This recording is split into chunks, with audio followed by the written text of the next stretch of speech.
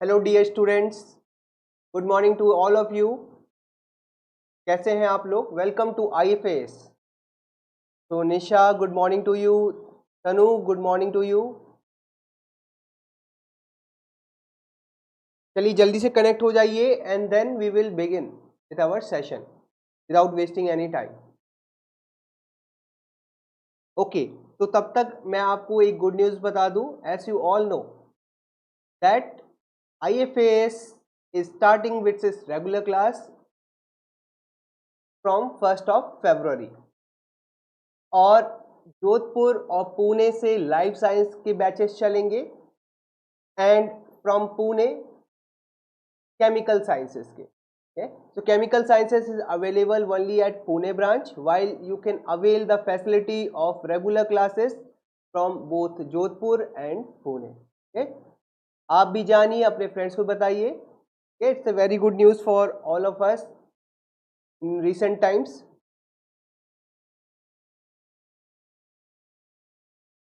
Okay,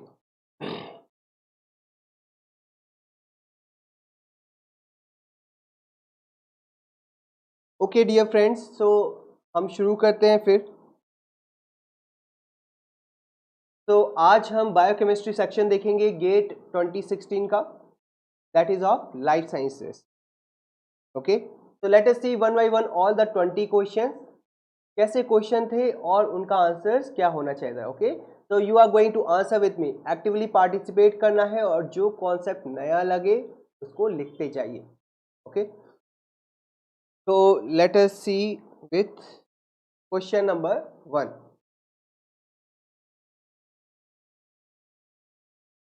तो I request you all to participate in the discussion. ठीक है, सबको आंसर करना है, तभी ये फ्रूटफुल होगा सेशन, तभी ये यूजफुल होगा, otherwise it is not.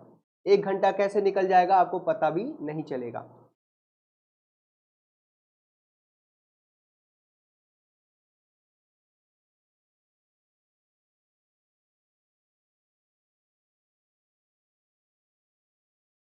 Okay, तो संध्या ए कह रही है, व्हाट अबाउट एल्स, अदर्स?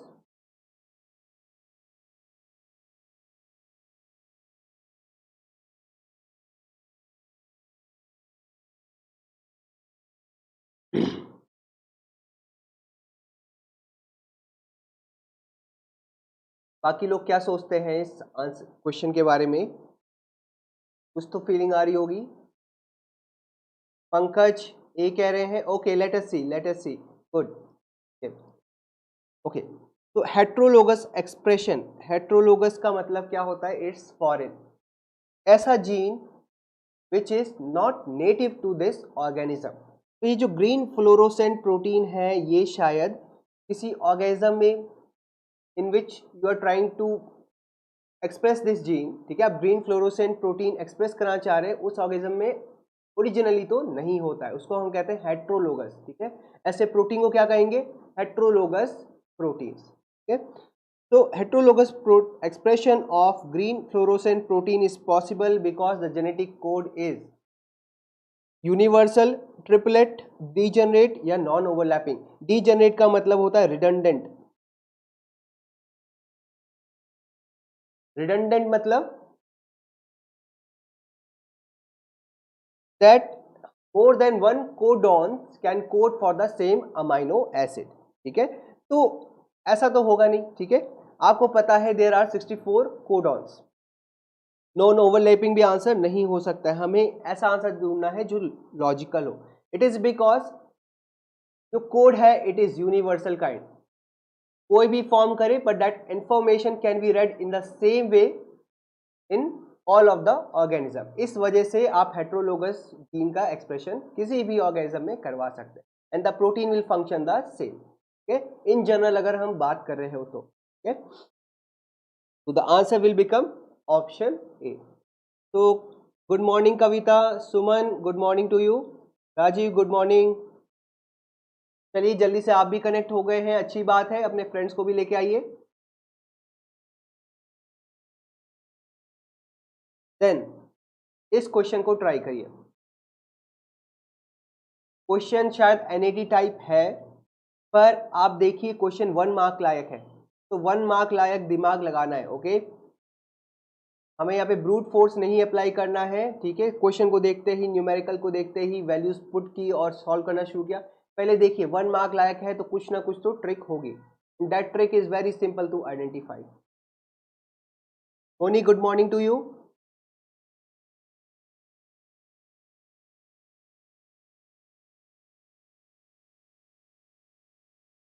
और अभी इस सेशन का कॉन्सेप्ट ऐसा है, first you will answer and then only I am going to tell you the answer, ठीक है। तो आंसर कुछ भी हो, जो भी आ रहा हो, सिंपल से बताइए, ठीक है।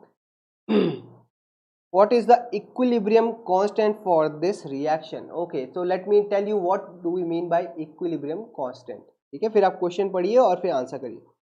लेट्स से कोई रिएक्शन है ए से बी, ये रिवर्सिबल टाइप है, यहाँ पे ए रिएक्टेंट है और बी प्रोडक्ट है। ऐसे में आप ए इक्विलिब्रियम, जब भी इक्विलिब्रियम कंडीशन आएगी, ए और बी पार्टिकुलर प्रपोर्शन में होंगे, अब वो प्रपोर्शन, या प्रोडक्ट और रिएक्टेंट एक प्रपोर्शन में होंगे, अब वो प्रपोर्शन चेंज नहीं होगा, ठीक है, under given set of conditions. और हम वो कंडीशंस स्टैंडर्ड लेते हैं, ठीक है। There are standard set of conditions which are defined. उस कंडीशन में each reaction, each type of reaction will have a particular K equilibrium value that is constant, okay, and that is what, that is the molar concentration of product upon molar concentration of reactant, okay। Square bracket का मतलब होता है molar concentration, और molar से मतलब होता है number of moles of solute per unit या पर लीटर ऑफ सॉल्यूशन, ठीक है। तो रिएक्टेंट का कंसंट्रेशन, प्रोडक्ट का कंसंट्रेशन अपॉन रिएक्टेंट का कंसंट्रेशन, ठीक है। तो ये वैल्यू पुट करनी। अब आपको डिसाइड करना है क्या रिएक्टेंट है और क्या प्रोडक्ट है। ये देखिए,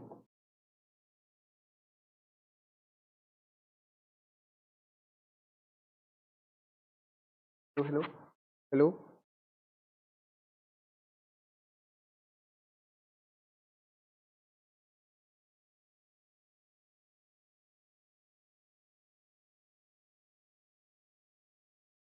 चलिए जल्दी से आंसर करिए।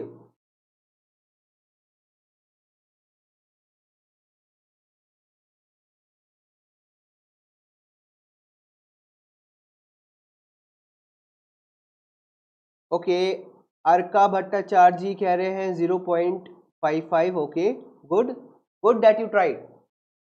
बाकी लोग क्या सोचते हैं?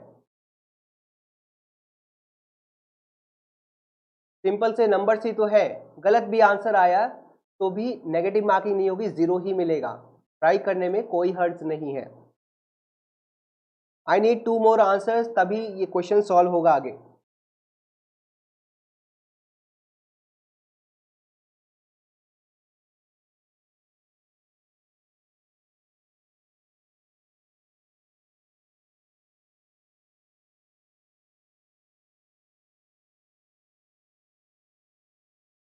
Okay Moni, 2.75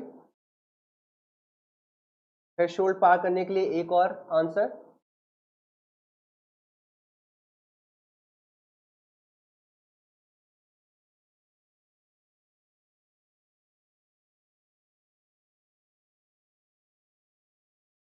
how about others?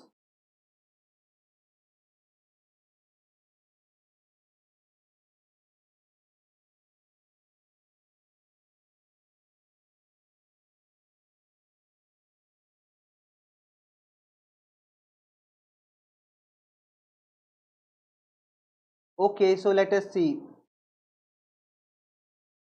Okay, let us see, आप मैच कर सकते हैं जो भी आपने सोचा है, ठीक है। 1.2, okay okay Sudha, you are close and let's see, you have answered it right. Let's see कैसे करना है इसको, लेट अस सी। तो यहाँ पे क्या दिया है, सबसे पहले हम बात करते हैं फॉस्फोग्लूकोज आइसोमरेज क्या कर रहा है, ग्लूकोज 6 फॉस्फेट को कन्वर्ट कर रहा है इनटू फ्रक्टोज 6 फॉस्फेट। तो पहले रिएक्शन लिख लेते हैं हम, glucose 6 phosphate is getting converted to fructose 6 phosphate.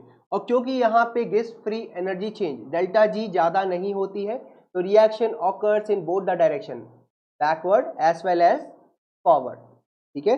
तो अब इक्विलिब्रियम कंडीशन में क्या होगा, फ्रक्टोज 6 फॉस्फेट और ग्लूकोज 6 फॉस्फेट किसी पार्टिकुलर प्रपोर्शन में होंगे और उसी का रेशियो आपसे पूछा जा रहा है, ठीक है। और आपको वैल्यू भी दी गई है कि आपने लिया है, तो आपको वैल्यू भी दी गई है, जैसे कि ग्लूकोज 6 फॉस्फेट आपने 0.2 मोलार लिया है और उसमें से उसका 55% इसमें कन्वर्ट हो रहा है इनटू फ्रक्टोज 6 फॉस्फेट में, ठीक है। तो एक सिंपल सा काम आप ये कर सकते हैं कि पहली बात हम इक्वेशन डिफाइन कर लेते हैं, it is going to be fructose 6 phosphate upon glucose 6 phosphate, right. इतना तो हम जान सकते हैं। अब इन अदर स्टेप आप क्या देख सकते हैं, फ्रक्टोज 6 फॉस्फेट कितना बना होगा, 55% ऑफ ग्लूकोज, ठीक है। तो 55 ऑफ 100 इंटू 0.2,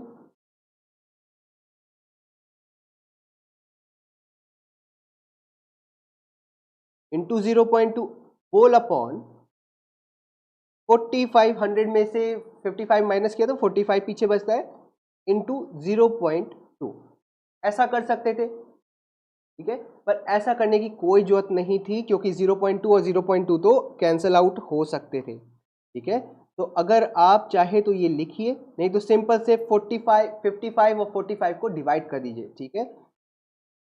सिंपल से ये भी करते तो आपका आंसर आ जाता, विच इज 1.22, ठीक है। 1.22 करके आंसर आना चाहिए, ठीक है। तो इससे एक बात ये समझ में आती है दैट इररिस्पेक्टिव यहाँ पे कुछ भी दिया होता हमें उससे नहीं मतलब था, क्योंकि हमें यहाँ पे प्रपोर्शन डिफाइंड था।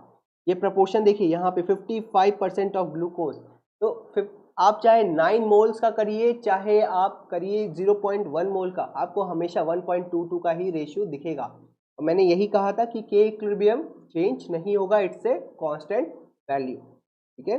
तो इररिस्पेक्टिव आपको यहाँ पे क्या वैल्यू दी है, आपको सिर्फ 55/45 करना था, एज सिंपल एज दैट। सिर्फ 1 मार्क का है तो 1 मार्क वाला दिमाग ही लगाना है, ठीक है। Then next question,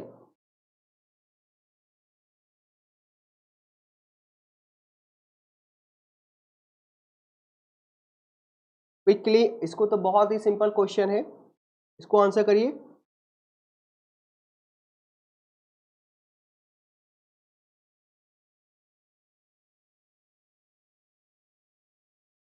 science and technology, good morning. Lalji sir, good morning to you, hope आप बहुत अच्छे हैं। ओके, डी, आरका, मोनी, सुधा डी कह रहे हैं, let us see. Suman, okay okay, in unison सब आंसर कर रहे हैं, डी कह रहे हैं, लेट अस सी। ओके, तो hydrolysis of peptide involves the cleavage of bond between the atoms. Okay, Taresh, Kavita, Shantu सब डी कह रहे हैं, let us see. Have a look at this diagram. यहां पे क्या हो रहा है, यहां पे अगर आप देखिए कायरल कार्बन कौन सा है, अगर हम इस अमाइनो एसिड की बात करें, इसमें CH, ये जो बीच में जिसको मैंने येलो में कलर किया है, this is the chiral carbon और इसी को हम C अल्फा कहते हैं। इधर ये C अल्फा है, ये दूसरा अमाइनो एसिड है। नाउ अमाइनो एसिड 1 का C अल्फा नहीं पार्टिसिपेट करता है to form bond with the nitrogen of the other N terminal, ठीक है।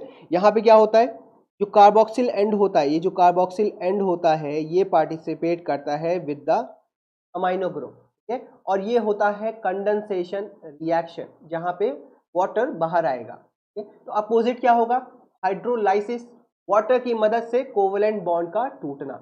वो कोवलेंट बॉन्ड कैसा है, उसको हम कहते हैं peptide bond. Peptide bond can be represented as,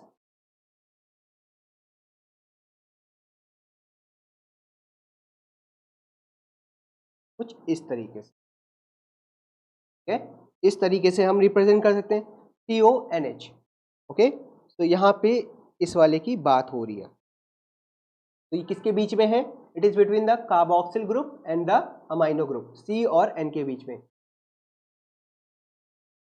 Arka पूछ रहे हैं sir can you define the difference between C alpha and C। Okay, अगर हम एक पार्टिकुलर अमाइनो एसिड देखें, उसका basal structure, what do we सी?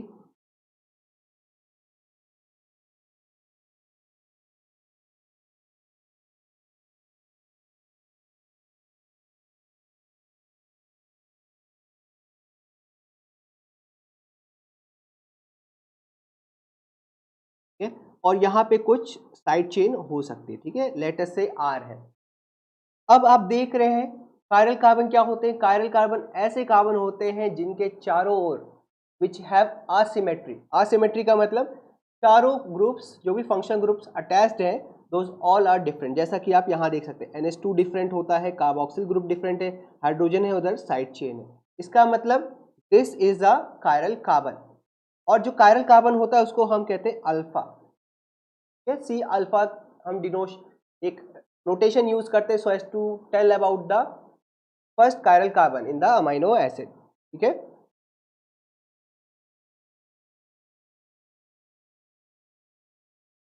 शुभम पूरा सिलेबस तो नहीं कंप्लीट होगा, you can always contact the IFAS online. आप ifasonline.com पे विजिट कर सकते हैं, you can get the details. तो यहाँ पे पूरा सिलेबस तो पूरा नहीं होगा, पर yes we are discussing right now, और हमें उससे मतलब भी नहीं है, अभी हम डिस्कस कर रहे हैं गेट का पेपर। ठीक है, बाकी फर्दर इंफॉर्मेशन के लिए आप IFAS ऑनलाइन के साथ जुड़ सकते हैं, can contact them. Yes that is all for situation, तो इसका आंसर क्या हो जाएगा? Option D. ठीक है, चलिए नेक्स्ट क्वेश्चन देखते हैं quickly.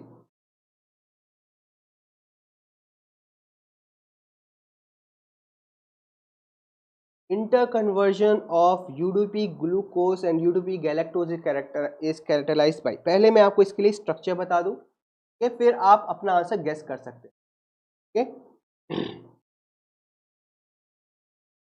Kinase, okay let us सी काइनेज होगा कि नहीं होगा, लेट अस सी। ग्लूकोज कैसा होता है? अगर मैं डी ग्लूकोज का स्ट्रक्चर बनाऊं तो, क्योंकि ये एल्डोज शुगर है तो एल्डिहाइडिक ग्रुप होगा। ठीक,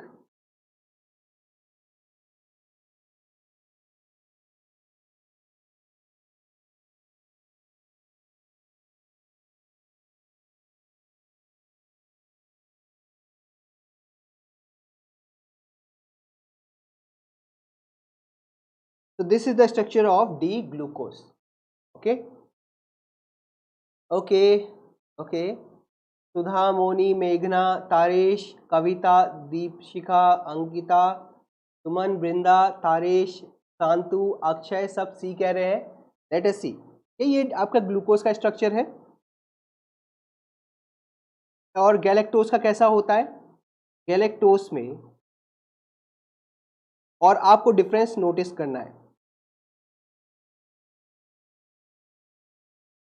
I am drawing the structure, आप डिफरेंस नोटिस करिएगा।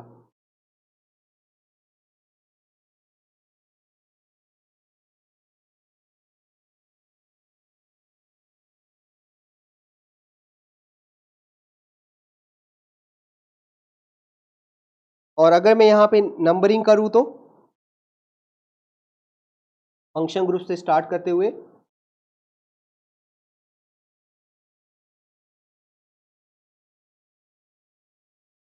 One two three four five six. तो व्हाट यू सी, आपको क्या देखने को मिलता है? That at the fourth carbon, D glucose और डी गैलेक्टोज में फोर्थ कार्बन पे चेक करिए, इसके अलावा बाकी सारी पोजिशंस पे the structure is almost the same, exactly same in fact. तो कैसे आप, तो हम क्या कह सकते हैं? That glucose and galactose are epimers of each other. Glucose and galactose are epimers of each other and that too at the C4 position। ठीक है, C4 पोजिशन पे एपिमर्स होते हैं।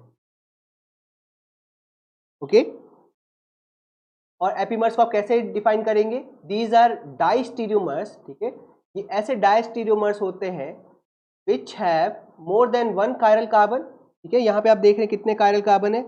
सेकेंड पोजीशन कायरल है, ये भी कायरल पोजीशन है, ये भी कायरल है, और ये भी कायरल है, चार पोजीशंस कायरल है। ठीक है, एल्डोजेस में जितने भी नंबर ऑफ कार्बन होते हैं उससे -2, दो कम कायरल पोजीशंस होती है, ठीक है।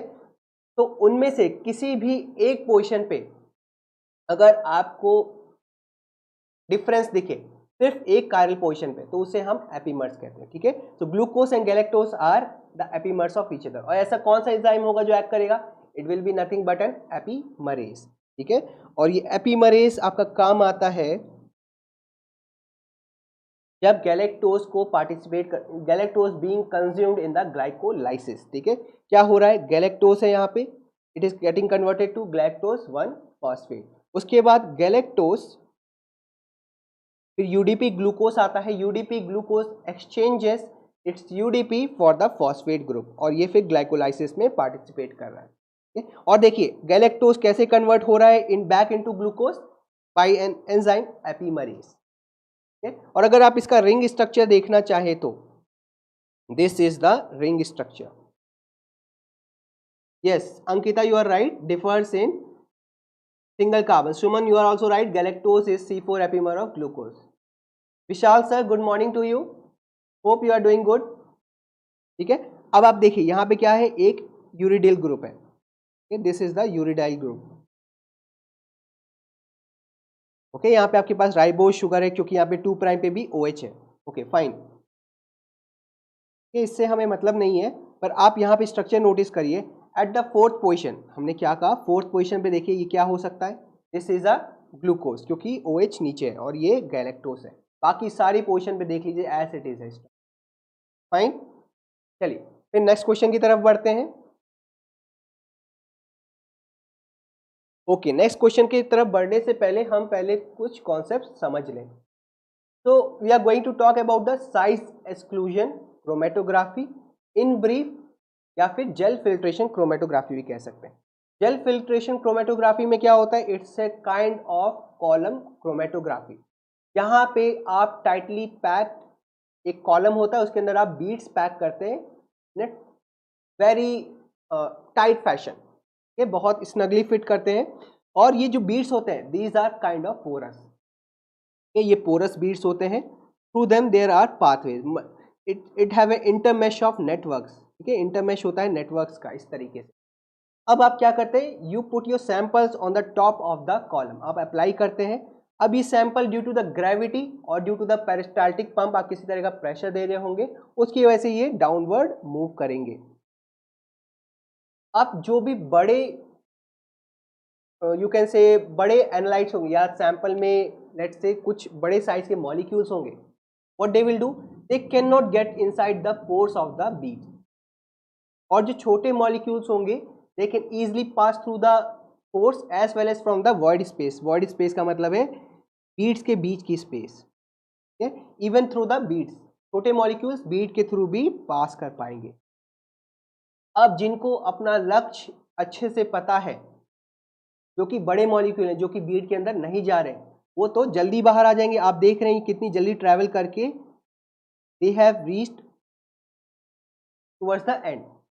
जबकि छोटे मॉलिक्यूल वो हर एक के घर होते हुए, हर बीड के घर होते हुए आ रहे हैं, तो उनको टाइम ज़्यादा लगने वाला है। इसका मतलब जो भी हैवियर मॉलिक्यूल होंगे या लार्जर मॉलिक्यूल होंगे, they will travel only through the void space, while small molecules they have the choice to either travel from the void space or from the through the beads, ठीक है। वो बीड के through भी आ सकते हैं इस तरीके से कुछ, ये तो उनका पाथ लेंथ लंबा हो गया, तो उनको टाइम भी ज़्यादा लगने वाला है। और अब क्या करते हैं, अब जो एल्यूट मिल रहा है यहाँ पे आप एक डिटेक्टर लगा देते हैं, to place a detector over here, ठीक है। जो कि यहाँ पे लेट्स से एक UV you have a detector जो कि 280 नैनोमीटर की वेवलेंथ यहाँ पे डिटेक्ट हो रही है, ठीक है। There is a light source of 280 nanometers, और आप यहाँ पे उसके सामने एक डिटेक्टर रखें। अब यहाँ से सैंपल पास हो रहा होगा, जब भी कोई प्रोटीन सैंपल पास होगा there will be a change in the absorbance value, ठीक है। एब्जॉर्बेंस वैल्यू में चेंज आएगा। तो आप क्या करें, अब जो प्लॉट आपको देखने को मिलता है, if you see an automated machine जहाँ पे साइज एक्सक्लूजन क्रोमेटोग्राफी हो रही होती है, तो अगर ऑटोमेटेड प्रोसेस है, what you will C such A output. यहाँ पे आपको एब्जॉर्बेंस देखने को मिलेगा ऑन द वाई एक्सिस, और नीचे वॉल्यूम ऑफ द एलुएंट। एलुएंट का मतलब जो नीचे से आपको मिल रहा है, एलुएंट। तो जब तक कोई प्रोटीन नहीं दिखेगा तब तक आपको एक बेस लाइन एब्जॉर्बेंस देखने को मिलता है, and as soon as you see a protein in the eluent you will find a peak. वो पीक करस्पॉन्ड करती है to the concentration of the protein. और यहां पे आप देख सकते हैं दूसरा प्रोटीन, ये दो पीक्स दिख रही है. इससे हम क्या समझ सकते हैं, जो पहली वाली पीक है it means it is of larger protein, इसका मॉलिक्यूलर वेट ज्यादा होगा as compare to the second peak. अगर मैं इसे फर्स्ट पीक कहूं और इसे सेकेंड पीक कहूं, फर्स्ट पीक वाले का मॉलिक्यूलर वेट ज्यादा है as compare to the second.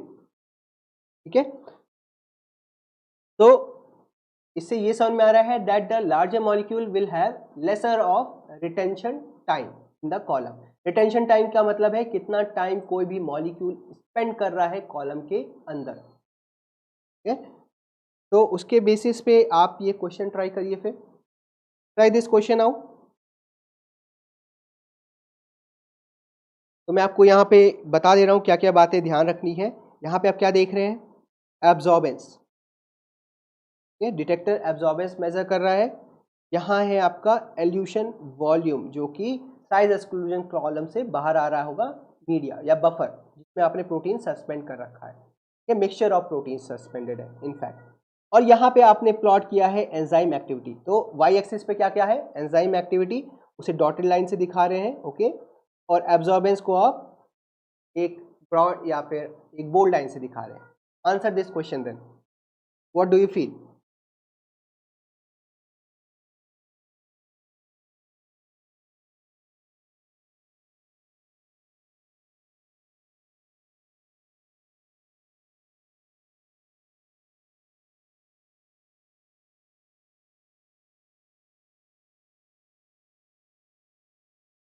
Okay, Indu C कह रही है.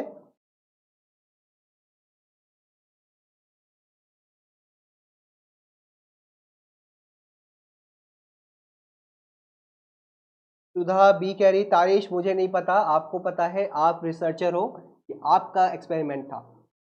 बोथ एक्टिव रहने चाहिए, may be may not be, observe करिए. Nitya B, Pushpendra B, Kiran Patel. Okay, good morning. Indu B कह रही हैं. ओके, सोनिया, अंकिता, आर का. ओके, सोनिया ए कह रही है, बाकी लोग. Okay, majority of you are saying B. Let us see, let us see. पहली बात क्या समझ में आ रहा है, जेल फिल्ट्रेशन क्रोमेटोग्राफी की बात हो रही है. ऑब्वियसली आपको क्या देखने को मिल रहा है, it is in congruency with जो भी हमने बात कही है अभी. ठीक है, हमने ये बात कही थी कि जो हैवियर प्रोटीन होते हैं वो पहले बाहर आएंगे और जो लाइटर होंगे वो बाद में. ये 60 किलो डाल्टन पहले बाहर आ रहा है और 30 किलो डाल्टन बाद में. Okay, let us first read the question. क्या कह रहा है. Okay, let us C. Gel filtration profile and corresponding activity data for a pure enzyme are shown in the figure below. तो आपके पास यहाँ पे किसी तरीके का मिक्सचर नहीं है, बस एक ही तरीके का प्रोटीन है, पर उसमें भी आपको दो मिल रहे हैं. ठीक है, एक 60 किलो डाल्टन टाइप का, एक 30 किलो डाल्टन टाइप का. Maybe there is something. Let us see क्या है. The same enzyme sample on SDS page runs as a 30 kilo dalton polypeptide. अच्छा, यहाँ पे दो प्रोफाइल को मैच किया, एक एंजाइम एक्टिविटी को और एक है आपका जेल फिल्ट्रेशन को. ठीक है, और इसको एक प्लॉट पे दिखाया गया है, सुपर इम्पोज की गई हैं दो प्लॉट्स. तो what you can see, absorbance, but okay that's fine. Enzyme activity देखिए, enzyme activity which is shown by the dotted line, अगर आप फॉलो करें तो आप देख रहे हैं 60 किलो डाल्टन पे कोई एक्टिविटी नहीं है, it is missing totally. While for the same enzyme जब वो 30 किलो डाल्टन का होता है, you are seeing a peak and noticeable peak. ठीक है, मतलब एंजाइम एक्टिविटी बढ़ रही है, और कब, जब प्रोटीन कैसा है, it is in the 30 kilo dalton form. अब इसके बेसिस पे इंटरप्रिटेशन देखते हैं. Okay Tarish, okay good that you are putting the logics. अब आप मैच कर लीजिए. Which one of the following is correct interpretation of the data. तो इससे बात तो ये समझ में आती है कि जब भी प्रोटीन क्या होगा, 30 × 30 या 30 × 2 इज 60. इसका मतलब protein is formed of more than one सब यूनिट्स। तो जब भी प्रोटीन अपने मोनोमरिक फॉर्म में है तब वो एक्टिव है, और जैसे ही वो more than one sub unit वहां पे एसोसिएट हो रहे हैं then the protein is no more active, right. यही बात समझ में आ रही है। तो enzyme is active only as a monomer, that is true, that was so simple question, इसलिए वो 1 मार्क का है। ग्राफ से डरिएगा नहीं, ग्राफिकल क्वेश्चन तो इनफैक्ट आपकी मदद करने आते हैं। सिर्फ आपको पहचानना है कि वाई एक्सिस क्या कह रहा है और एक्स एक्सिस क्या कह रहा है। इन जनरल अगर बात करें, एक्स एक्सिस पे आप ऐसी वैल्यू लिखते हैं जिसको आप ट्वीक कर सकते हैं, ठीक है, जिसको आप यू कैन मेजर, ठीक है, ऑब्जर्वेबल हो, या फिर आप उसको चेंज कर सकते हैं। जैसे कि माइकलिस मेंटन ग्राफ में आप सबस्ट्रेट को एक्स एक्सिस पे लिखते हैं, while on the Y axis what you write, जिसको आप ऑब्जर्व करते हैं। With regard to the input क्या चेंज आ रहा है आउटपुट में, उसको आप वाई एक्सिस पे लिखते हैं। इस तरीके से ग्राफ को अगर आप समझेंगे आसानी होगी, ठीक है। कुछ भी नहीं था इस क्वेश्चन में। Then next question, question number 6।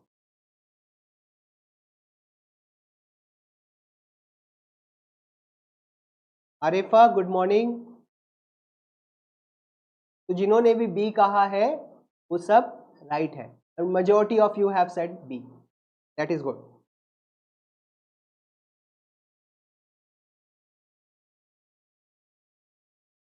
So amino acid residues predominantly involved in the protein A, okay, answer भी आने लग गए।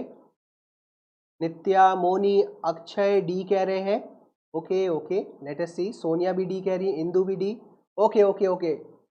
नेहा, कविता, मेघना, Udit, Ankita, Sudha D, okay okay. तो अगर हम डीएनए के नेचर की बात करें, how is the DNA, let's say this is your DNA. DNA पे कैसा चार्ज होता है, DNA have a negative charge in its backbone. क्यों भला, क्योंकि वहां पे होता है phosphate group, there is a phosphate group on the backbone, कुछ इस तरीके से। हम इस ग्रुप की बात, ठीक है, जैसे अभी मैं फॉस्फोरिक एसिड जैसा फॉर्म दिखा दे रहा हूं, तो it have a negative charge, phosphate group have a negative charge, और हम कहते हैं शुगर और फॉस्फेट का अल्टरनेट बैकबोन होता है डीएनए में। तो अगर आपको पहली अगर कोई भी प्रोटीन है अगर उसे डीएनए के साथ इंटरेक्ट करना है तो कैसा होना पड़ेगा, ऑब्वियसली एक स्टेबल, ट्रांजिएंट हो चलेगा, पर एक इंट्रैक्शन पॉसिबल तो होना चाहिए। इसका मतलब वहां पे नेगेटिवली चार्ज तो हो नहीं सकते, क्योंकि negative and negative will repel each other. Proline आके कर भी क्या लेगा, हमें बेस्ट आंसर चुनना है, ठीक है, कि प्रीडोमिनेंटली कौन स्टेबलाइज करेंगे interaction, those will be the positively charged amino acid, जैसे कि हिस्टिडीन, जैसे कि लाइसिन, जैसे कि arginine, these are basic amino acid. Ankita negative कैसे हो सकता है ये तो बाकी आंसर नहीं हो सकते। Then next question,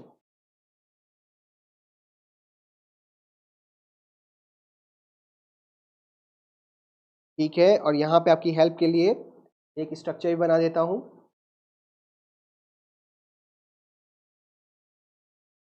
okay, DNA charges, yes,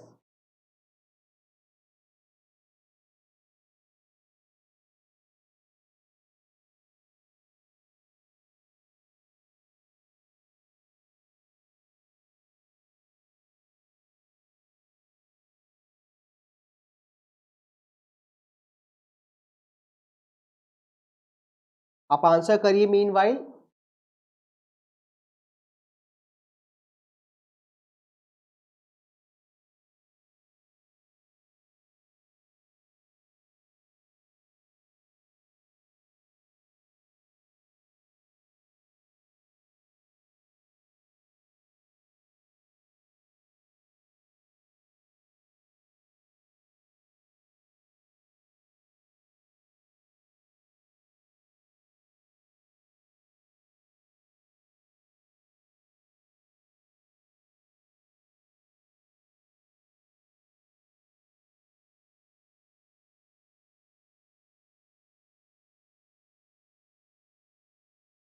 अच्छा अक्षय, आपको पता है B is a correct answer, okay let us C.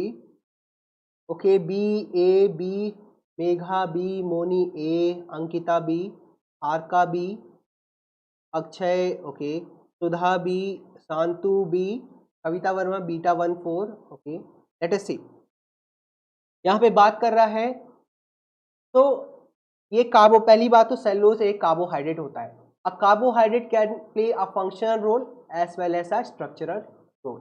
Functional से मतलब है it could provide energy, energy derive करने के यूज आ सकता है, जैसे कि सुक्रोज, जैसे कि ग्लूकोज, मैनोज एक्सेट्रा। देन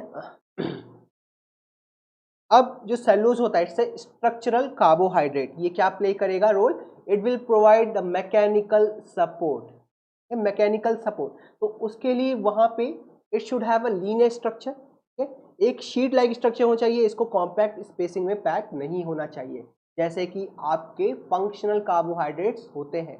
तो what will the difference you will C, they will be kind of sheet like structure, ऐसे करके स्ट्रक्चर्स होंगे। अब अगर ये आपस में एक दूसरे का हाथ पकड़ के रहे तो इससे अच्छी बात क्या होगी, ठीक है। So what you will see, there is in between them there is hydrogen bonding, इनके बीच में हाइड्रोजन बॉन्डिंग। जो ऑक्सीजन होता है उस पे होते हैं, there are two lone pair of electrons, ठीक है, इस तरीके से लोन पेयर्स होते हैं। अब और क्योंकि ये इलेक्ट्रोनेगेटिव होता है, व्हाट इट विल डू, ये हाइड्रोजन के साथ, ठीक है, और ये लेस से किसी और ऑक्सीजन के साथ अटैच्ड है, ये क्या कर सकता है, ये हाइड्रोजन बॉन्ड बना सकता है, it can form hydrogen bond, ठीक है। तो पहली बात तो सेलुलोज कैसा होगा, it will be a straight chain structure, वो भी क्यों, क्योंकि वहां पे होता है trans bond, because there is a trans bond in between the glucose molecules, ठीक। और वो ट्रांस बॉन्ड कैसा है, β14, अगर आप इस बॉन्ड को देखें, दिस इज अ β14 बॉन्ड, ठीक है। एनोमरिक पोजीशन पे one of the glucose have OH group at the top, ठीक है, टॉप पे है। तो what you will see, the answer is going to be B, या सॉरी, β14 लिंक्ड ग्लूकोज मोनोमर होगा and the interchain hydrogen bond. 1 minute guys,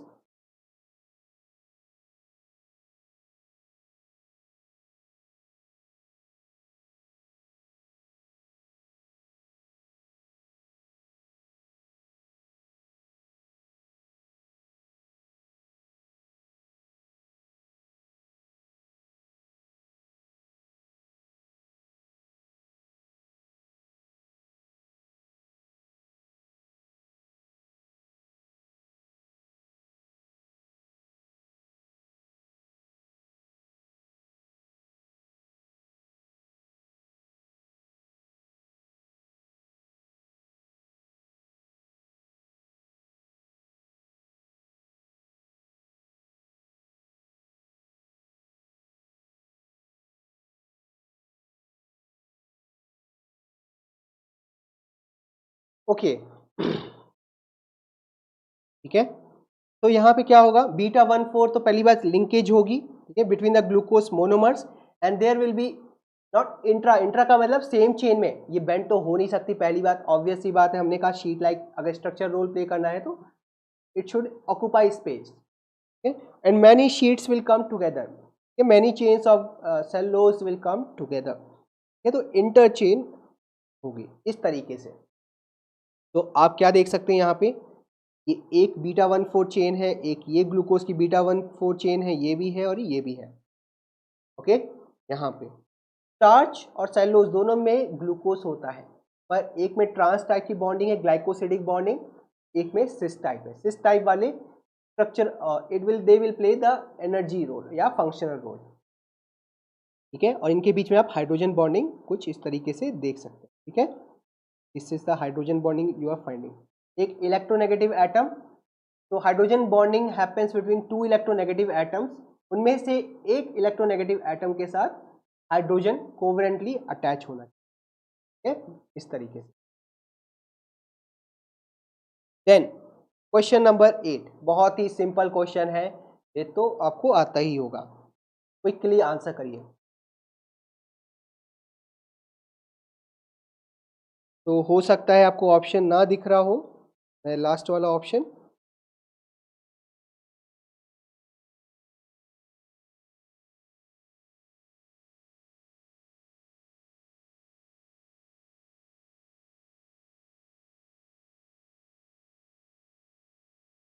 okay, अभी इस question को आंसर करिए।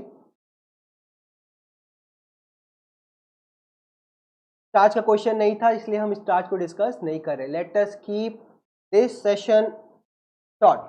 ये क्वेश्चन आंसर डिस्कशन सेशन है, यहाँ पे हम पढ़ नहीं रहे, एक्सटेंसिवली या कॉम्प्रिहेंसिव नॉलेज नहीं ले रहे। तो क्वेश्चन लायक जितनी इंफॉर्मेशन चाहिए आई एम प्रोवाइडिंग यू, आप गलत भी ना करें उसके लिए भी। ओके, तो सब ए कह रहे हैं, प्रणया, कविता, मोनी, सुधा, मेघना, Akshay, Sonia, okay okay, Taresh, Suman, Indu, Nitya, Kiran, good good to see that. Let us see. ठीक है, यहाँ पे आपको क्या दिया है, मोलार एब्जॉर्बेंस, यहाँ पे आपको मोलार एक्सटिंक्शन कोएफिशिएंट की वैल्यू दी गई है, और यहाँ पे है वेवलेंथ इन nanometres.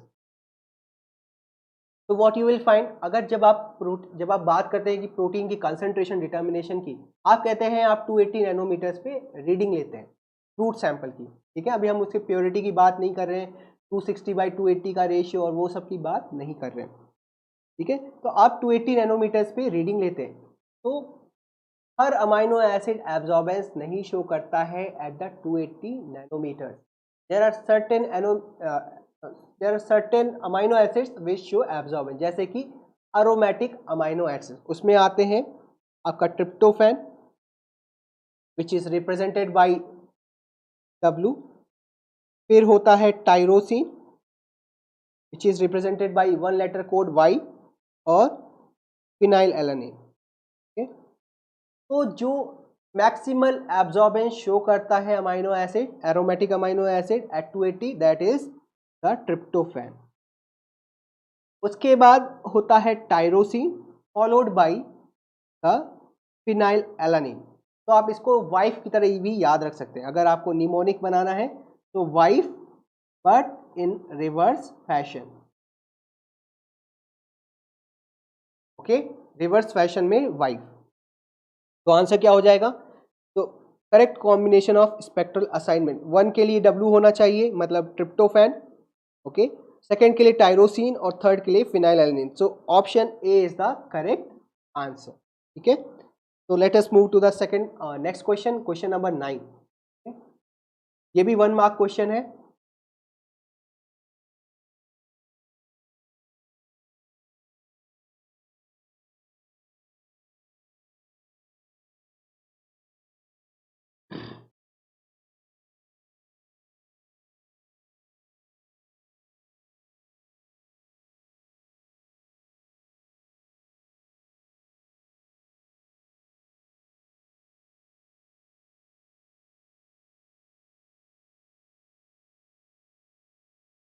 Rashmita, Madhumati, Pushpendra B, Pranay Tripathi B, Sonia B, okay let us see, और Sudha, Sneha Bhosle B. Okay, the fluidity of a phospholipid membrane increases when the fatty acid, तो कब इंक्रीज होगी फॉस्फोलिपिड मेम्ब्रेन की fluidity. Okay, P D mix आ रहा है, अब क्या हो गया देखते हैं, ऐसा क्यों है। तो फ्लूइडिटी कब बढ़नी चाहिए, जब एक के ऊपर एक चीजें सही से नहीं रखी गई हो। लेट्स से आपके पास एक शादी में एक जगह स्टैक था बड़ी प्लेट्स का और एक जगह छोटी प्लेट्स का, तो कौन ज़्यादा स्टेबल होगा। लेट्स से अगर आपको उसके लेके मूव करना है तो कौन ज़्यादा अच्छे से स्टैक होगा, या फिर जहाँ पे कहाँ पे आपको स्टेबिलिटी ज़्यादा दिखेगी, और which will be more of a gel like, या फिर आप कह सकते हैं सॉलिड लाइक कौन बिहेव करेगा, it will be the plates with larger dimensions, मतलब कि जो लॉन्गर चेन फैटी एसिड्स होंगे वो बेटर स्टैकिंग करते होंगे, तो वहाँ पे फ्लूइडिटी ऑब्वियसली कम होगी, राइट। इसी तरीके से स्टैकिंग कम हो जाती है अगर आपकी चेन में बेंड आ जाए, और बेंड क्यों आएगा, क्योंकि वहां पे होगा kink, sorry there will be a unsaturation, degree of unsaturation, double bond आ सकता है। ठीक है, तो what I am trying to say is कुछ इस तरीके से। आप यहाँ देख रहे हैं सैचुरेटेड फैटी एसिड में कितनी अच्छी स्टैकिंग है, तो विल यू सपोज यहाँ पे आपको लगेगा कि will it behave like a fluid membrane, no it will not be that fluid, it may be more of a gel like. और अगर सॉल लाइक बिहेवियर मोर अगर आपको बढ़ाना है तो आपको क्या करना पड़ेगा, तो you can C you can introduce a kink इस तरीके से। अब स्टैकिंग प्रॉपर नहीं हो पा रही है, ये ज़्यादा फ्लूइडिक होगा। ओके, तो चेन लेंथ, पहली बात चेन लेंथ छोटी होनी चाहिए। अगर आपको फ्लूइडिटी बढ़ाना है तो चेन लेंथ पहली बात छोटी होनी चाहिए। चेन लेंथ डिक्रीजेस, तो ऐसा आंसर कौन सा है, दो हो सकते हैं, बी या सी में से। और डिग्री ऑफ अनसैचुरेशन ज़्यादा होनी चाहिए। ठीक है, तो आंसर क्या हो गया, ऑप्शन बी। ठीक है,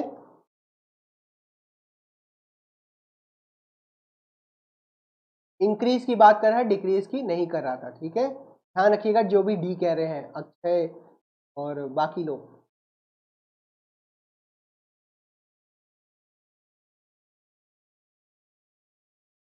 have a look at this question.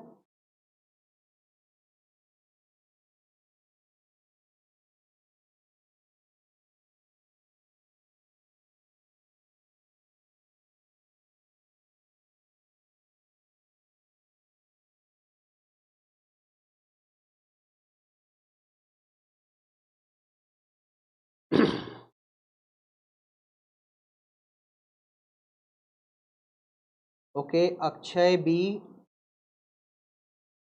Sudha D, Sonia B, मेघना भी बी कह रही हैं। ओके, बी के साथ ज़्यादा लोग जा रहे हैं। ओके, डी के साथ भी सपोर्टर्स हैं। अच्छा, एक सी के लिए भी आ गए, रश्मिता, गुड।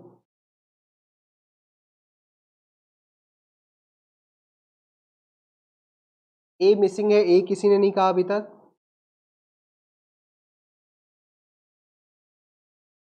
पार्शियलिटी क्यों, B B C, okay, facts and knowledge, Pranaya C, okay. Okay, let us see. नहीं, ये गेट 2016 का पेपर डिस्कस हो रहा है, लाइफ साइंसेस का। ओके, और चाहे किसी का भी हो रहा हो, अगर आप इंजॉय कर रहे हैं तो why not listen to it. ये तो आप बाद में भी रिप्ले करके देख सकते हैं किस ईयर का पेपर था, ये आपको डिस्क्रिप्शन में भी दिख रहा होगा। ठीक है, चलिए देखते हैं। Polypeptides are biosynthesised on ribosomes, तो किस डायरेक्शन में होता है आपके पास होता, हमने पहले भी क्वेश्चन देखा था जहां पे कार्बोक्सिल एंड के साथ you had this end, C alpha के साथ कार्बोक्सिल एंड, ये था पहला अमाइनो एसिड, लेट्स से ये अमाइनो एसिड 1 है, और आपके पास था अमाइनो एसिड 2 जिसका you had an amino terminal. ठीक है, ये सी अल्फा 1 आप इसे कह सकते हैं, इसे सी अल्फा 2 कह दिया of the second amino acid and so on. अब क्या होगा, अब यहाँ पे OH will combine with one of the H so as to give H2O, H2O बाहर जाएगा और फिर यहाँ पे एक्सटेंशन होगा। तो अब क्या देख रहे हैं, जो एक्सटेंशन हुआ इट हैपेंड, आपका ये वाला जो पहले अमाइनो एसिड का जो अमाइनो ग्रुप था वो तो पार्टिसिपेट नहीं किया, it is remaining free in a polypeptide, तो इसको हम कहते हैं N terminus, this is your N terminus. और जो लास्ट पेप्टाइड होगा उसका जो कार्बोक्सिल एंड होगा वो भी फ्री होगा। ठीक है, that is the C terminal, इसलिए उसे सी टर्मिनल भी कहते हैं। तो राइबोसोम्स पे आप जो सिंथेसाइज करते हैं, सिंथेसिस होता है पॉलीपेप्टाइड का N2C टर्मिनल। ठीक है, तो on the ribosome it happens from N terminus to C terminus. Okay fine. अब मैरीफील्ड सॉलिड फेज सिंथेसिस, उसमें क्या होता है एक बार देख लेते हैं। तो ये एक सिंथेटिक वे है जिससे आप पॉलीपेप्टाइड एक्सटेंशन कराते हैं, सिंथेसिस कराते हैं। तो टू आर स्टेशनरी फेज, एक रेजिन होता है, उस बीड पे आप अटैच करा देते हैं अमाइनो एसिड को। ठीक है, जो पहला अमाइनो एसिड होगा उसको आप अटैच करा दिए फ्रॉम इट्स अमाइनो ग्रुप। ठीक है, अमाइनो ग्रुप कंज्यूम हो गया। Now you keep the your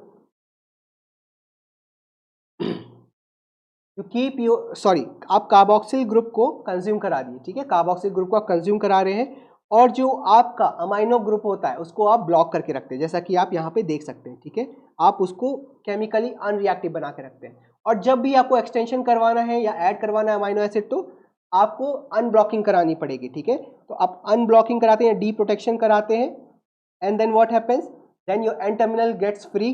तो आपका यहाँ पे जो कार्बोक्सिल एंड था, ठीक है, इस कार्बोक्सिल एंड इट इज, तो what is happening over here, what you can सी, आपका जो एक्सटेंशन हो रहा है it is not in the direction of, sorry ये फिगर एरोनियस है, ठीक है, उसको हम नहीं समझते हैं। तो ओरिजिनली आपको मैं बताता हूँ क्या होता है मैरी फील्ड में। मैरी फील्ड में your N terminal amino group is blocked, और जब भी आपको रिएक्शन करना होता है तो आप एन टर्मिनल को डी प्रोटेक्ट कराते हैं, एंड देन इट रिएक्ट्स। तो यहाँ पे जो एक्सटेंशन होता है it happens from the C terminus to the N terminus, okay. तो डू नॉट गेट कंफ्यूज्ड, वहाँ पे डायग्राम थोड़ा एरोनियस हो रहा है, C terminus to N terminus extension, ठीक है, in the solid phase synthesis, या फिर से Merrifield solid phase synthesis भी कह सकते हैं, ओके। देन तो आंसर क्या हो जाएगा, ऑप्शन डी।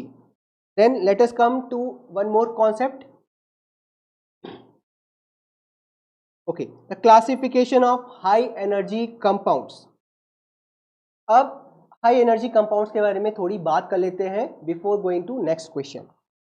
तो हाई एनर्जी कंपाउंड्स कौन से कंपाउंड्स होते हैं, ऐसे कंपाउंड जिनके पास कोई एक बॉन्ड, ठीक है, एक या एक से ज्यादा bond, they liberate the energy, जब आप उनको ब्रेक करें तो वहां पे जो एनर्जी लिबरेट हो that is about 7.2 kilo calorie पर मोल, ठीक है। तो ऐसे 7 - 7.2 या उससे कम का मतलब आप नेगेटिव साइड में जाते हैं, -1 -2 -3, तो -3 छोटा होता है -2 से, ठीक है। तो -7.2 या उससे लोअर जो भी बॉन्ड्स इतनी एनर्जी लिबरेट करेंगे उनको हम कहते हैं हाई एनर्जी बॉन्ड्स। और ये हमने इसी वैल्यू पे क्यों स्टिक हुए, because this is the energy in the when you break the phosphoanhydride bond, जब आप फॉस्फो एनहाइड्राइड बॉन्ड को ब्रेक करते हैं जैसे कि एटीपी में, ठीक है, तो इतनी अमाउंट ऑफ एनर्जी लिबरेट होती है। तो energy equivalent to the ATP hydrolysis और more will lead to a molecule being classified as high energy molecule। और अगर किलो जूल से बात करें तो लगभग -30.5 किलो जूल पर इतनी डेल्टा जी हो तो, ठीक है। तो ऐसी क्लास में कौन कौन से कंपाउंड आते हैं high energy compounds, they can be pyrophosphates, वो पायरोफॉस्फेट हो सकते हैं, इनॉल फॉस्फेट्स हो सकते हैं, एसाइल फॉस्फेट्स हो सकते हैं, थायोल फॉस्फेट्स हो सकते हैं, या फिर गुआनिडिनो फॉस्फेट, या उनको फॉस्फोजेंस भी कहा जाता है, ठीक है। लेट अस सी, यहाँ पे डिफरेंट टाइप्स हम एक बार देख लेते हैं क्या क्या हाई एनर्जी बॉन्ड्स होते हैं। पायरोफॉस्फेट में you will C such a bond, वहां पे होता है फॉस्फो एनहाइड्राइड बॉन्ड, जैसे कि एटीपी में देखने को मिलेगा, जैसे कि पायरोफॉस्फेट में। पायरोफॉस्फेट का मतलब है कुछ इस तरीके से,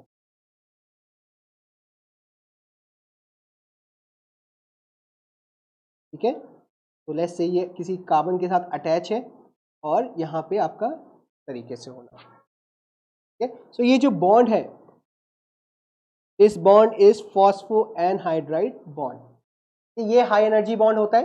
देन एसाइल फॉस्फेट में आप देख रहे हैं एक ketonic, you have a carboxyl group, और कार्बोक्सिल ग्रुप के साथ एक फॉस्फेट ग्रुप जुड़ा है। एग्जांपल के लिए 1,3 bis phosphoglycerate, carbamoyl phosphate, these are all high energy molecule जिनके पास एसाइल फॉस्फेट होता है, कार्बोक्सिल ग्रुप के साथ फॉस्फेट लगा होना। इनॉल फॉस्फेट जहां पे कार्बन के बीच में डबल बॉन्ड हो, और उसके साथ फॉस्फेट जुड़ा हो, जैसे कि फॉस्फोइनॉल पायरुवेट। आप ग्लाइकोलाइसिस में देखते हैं phosphoenolpyruvate gets converted to pyruvate by the help of enzyme pyruvate kinase, और वहां पे डेल्टा जी बहुत ज़्यादा नेगेटिव होती है, जिसकी वजह से आप उस रिएक्शन को एटीपी सिंथेसिस के साथ भी कपल कर सकते हैं। The transferring of phosphate group from phosphoenolpyruvate to the ADP, जिसको हम सबस्ट्रेट लेवल फॉस्फोराइलेशन भी कहते हैं, ओके। फिर उसके बाद एक नॉन फॉस्फेट ग्रुप की कैटेगरी होती है थायोल फॉस्फेट्स, या sorry thiol esters. Thiol esters में क्या होता है कुछ इस तरीके का बॉन्ड, ठीक है, जैसे कि एसिटाइल कोएंजाइम में, एसाइल कोएंजाइम में, these are all high energy bonds. उसके बाद ग्वानिडीनो फॉस्फेट, ग्वानिडीनो ग्रुप कैसा होता है, जैसा कि आपको लाइसिन में देखने को मिलता है, which is something like this.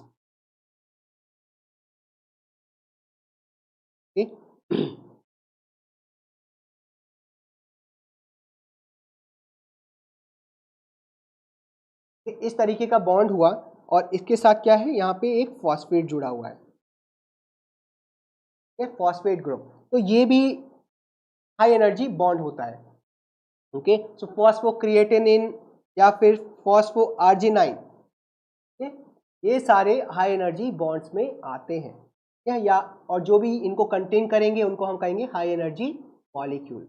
Okay, based on this अब आप देख सकते हैं लिस्ट बायोलॉजिकली जो अवेलेबल बायोमॉलिक्यूल्स हैं उन सब की यहाँ पे डेल्टा जी दी है in the high to low, यहाँ पे अरेंज है असेंडिंग ऑर्डर में। सबसे ज़्यादा पीपी की है phosphoenol pyruvate, followed by carbamoyl phosphate, cyclic AMP, 1,3 bisphosphoglycerate, phosphocreatine, acetyl phosphate, pyrophosphate, acetyl coenzyme A and so on, ठीक है, एटीपी। यहाँ पे ऐसे कुछ वैल्यूज गिवन है आपको।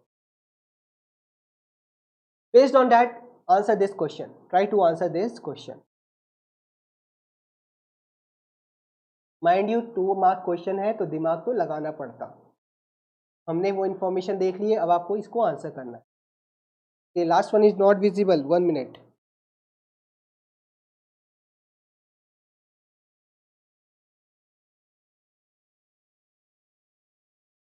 ठीक है,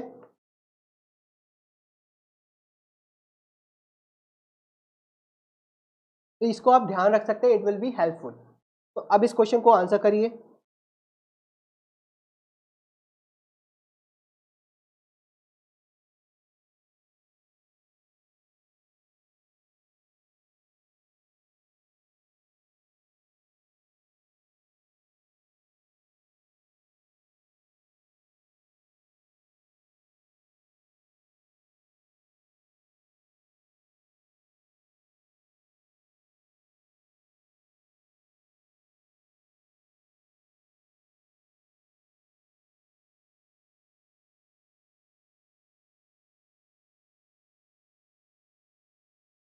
ओके, दीप सिंह कह रहे हैं डी।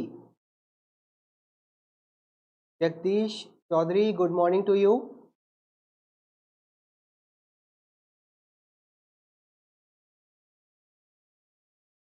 पुष्पेंद्र ए कह रहे हैं ओके।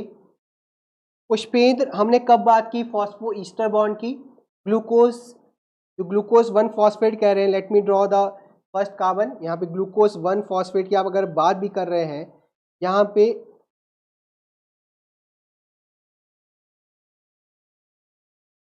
अगर आप इसकी बात कर रहे हैं तो this is a phospho ester bond. हमने फॉस्फो ईस्टर बॉन्ड की कब बात की? This is not a high energy bond, इसको आप तोड़ने पे आप एटीपी सिंथेसाइज नहीं कर सकते।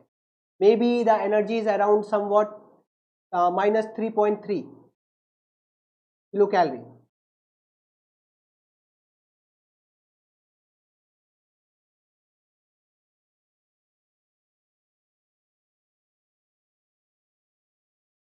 A be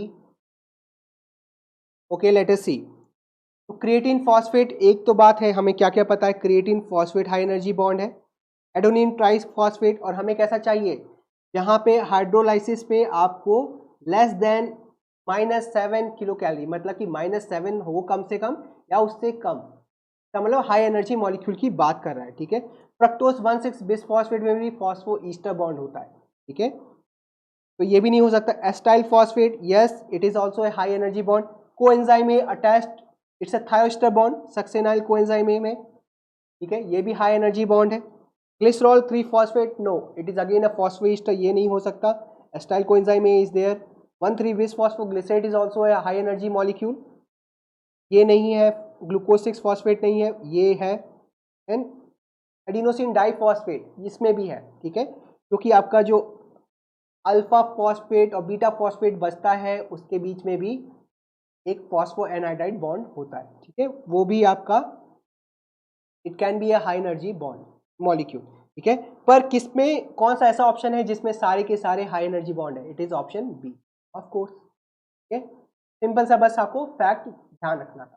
there are 5 categories of high energy molecules या high energy bonds. Then question number 12,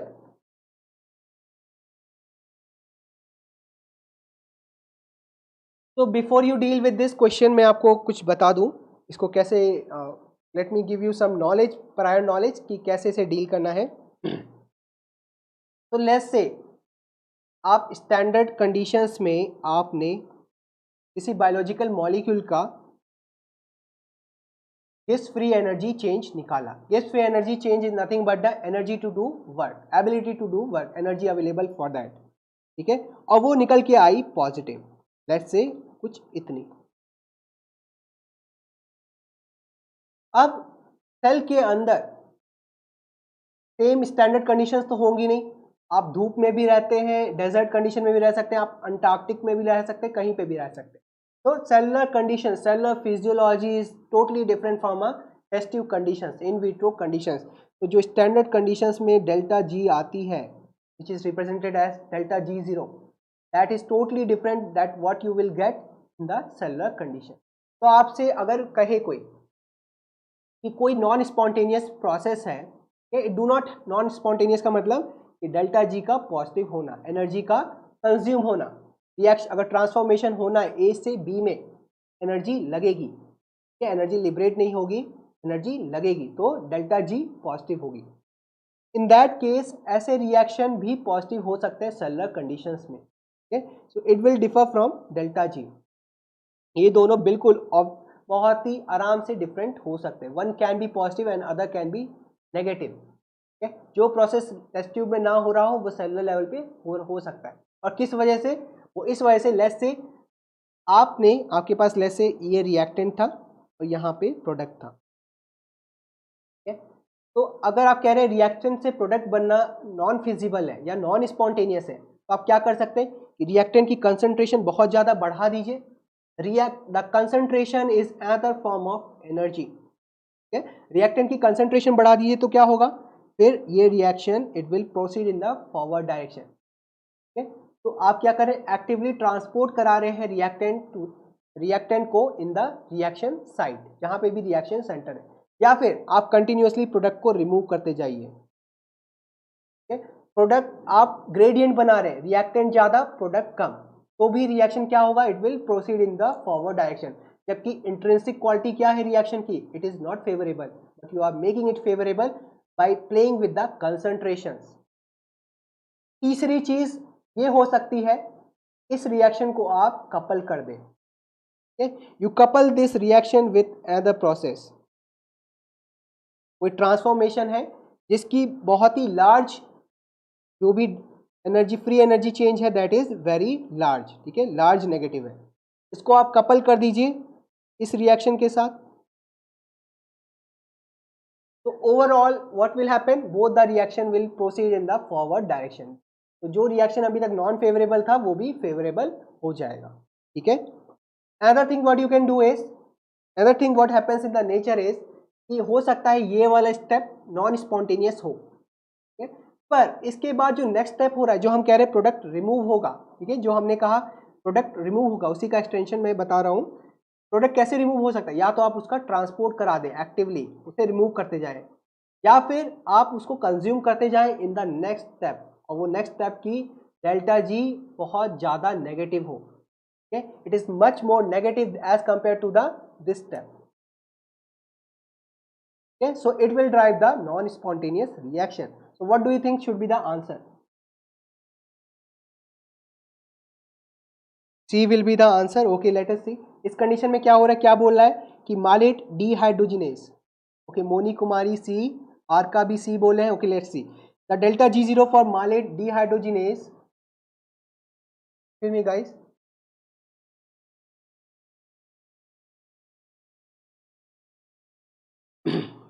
the delta G0 for the malate dehydrogenase catalyzed step. Okay, obviously ये कह रहा है कि स्टैंडर्ड कंडीशन में तो ये पॉसिबल नहीं है। फिर भी हम क्या देखते हैं, मालेट से ऑक्सालो एस्टेट बन रहा होता है और नेक्स्ट स्टेप में ऑक्सालो एस्टेट कंबाइन कर रहा होता है 2 कार्बन के साथ which is acetyl coenzyme A so as to give you citrate. ठीक है, तो मालेट से ऑक्सालो एस्टेट तब भी कैसे बनता है, आपसे ये पूछा जा रहा है। इन वीवो में स्पॉन्टेनियसली होता है, पर ये कैसे होता है ये पूछ रहा है। और यहाँ पे कह भी रहा है क्योंकि सब्सिक्वेंट रिएक्शन की जो कि कंज्यूम कर रहा होगा ऑक्सालो एस्टेट को, उसकी क्या होगी, it will have much larger is free energy change but that in the negative, okay, negative value। तो जिन्होंने भी सी कहा है कॉन्ग्रेचुलेशंस टू यू। तारेश कैसे अब डी राइट कह सकते हैं, इतनी कहानी बताई, प्लस कैसे हो सकता है, प्लस प्लस तो आप तो और ज़्यादा इरिवर्सिबल, मतलब कि जो प्रोसेस नहीं होना था आप उसको और पहले से कोई रूट के बैठा है और आप उसे और छेड़ रहे हैं, ऐसे कैसे चलेगा। ठीक है Karishma, okay C, so C is the right answer। Then next question,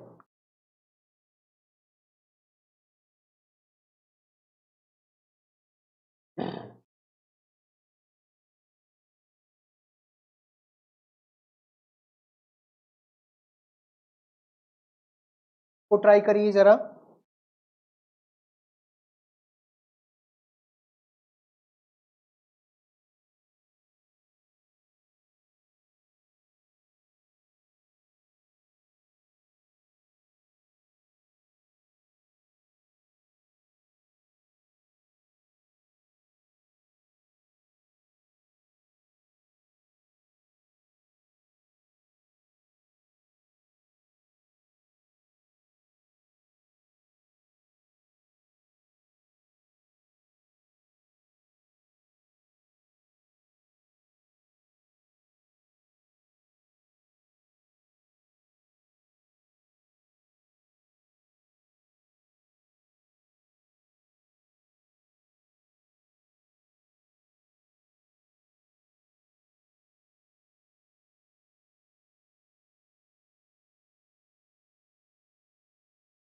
okay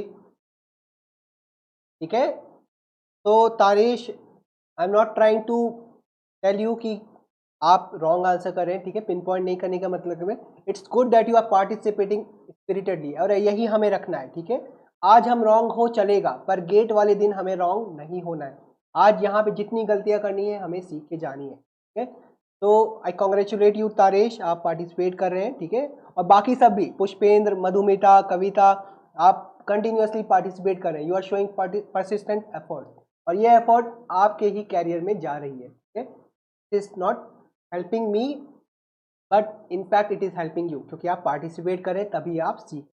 good, Shruti 1, Rashmita B, Arka C, Pranaya A। Okay okay, let us see।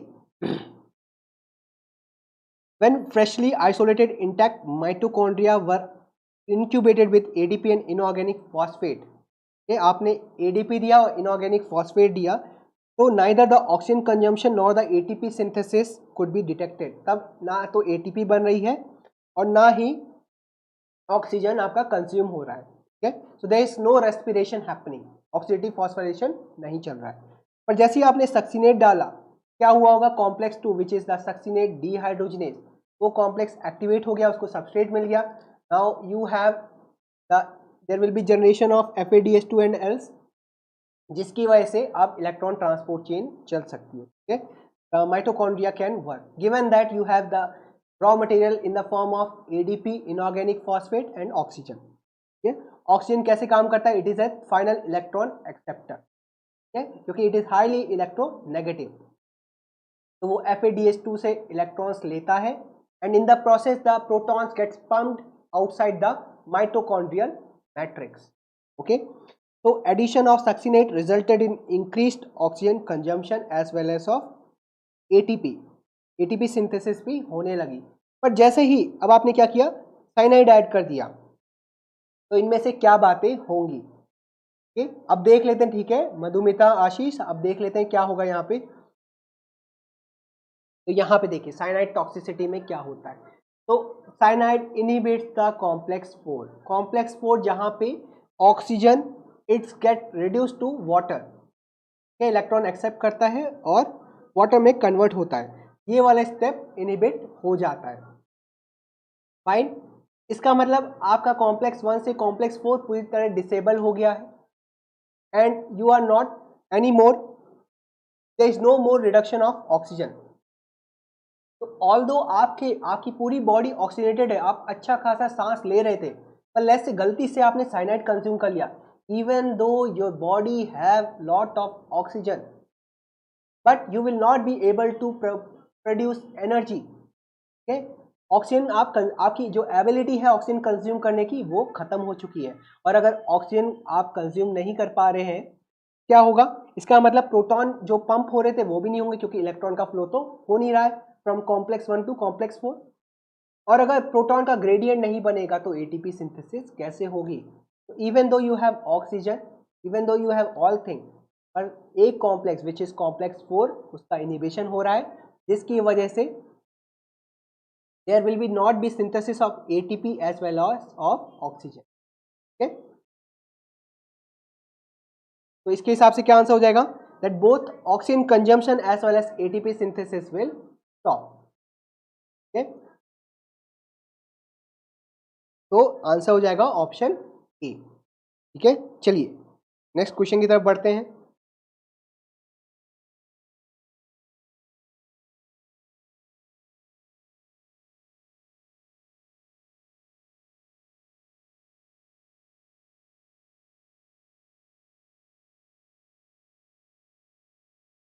देखते हैं कौन इसको सॉल्व करता है।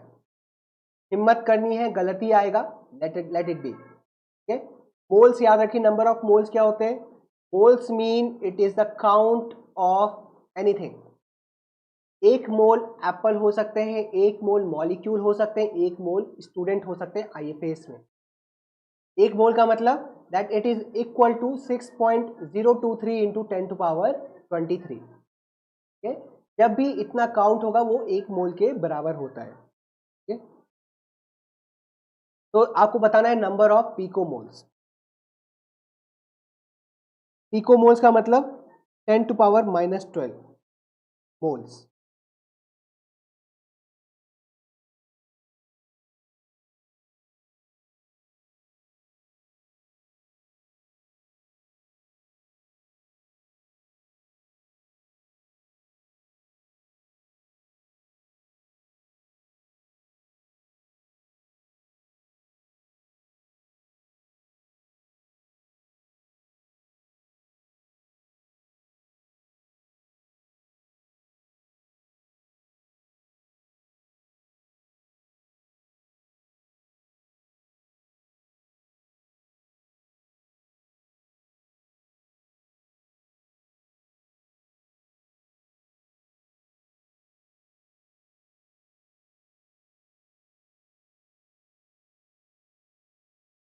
ऑप्शन कैसे होगा, ये एनएटी क्वेश्चन है।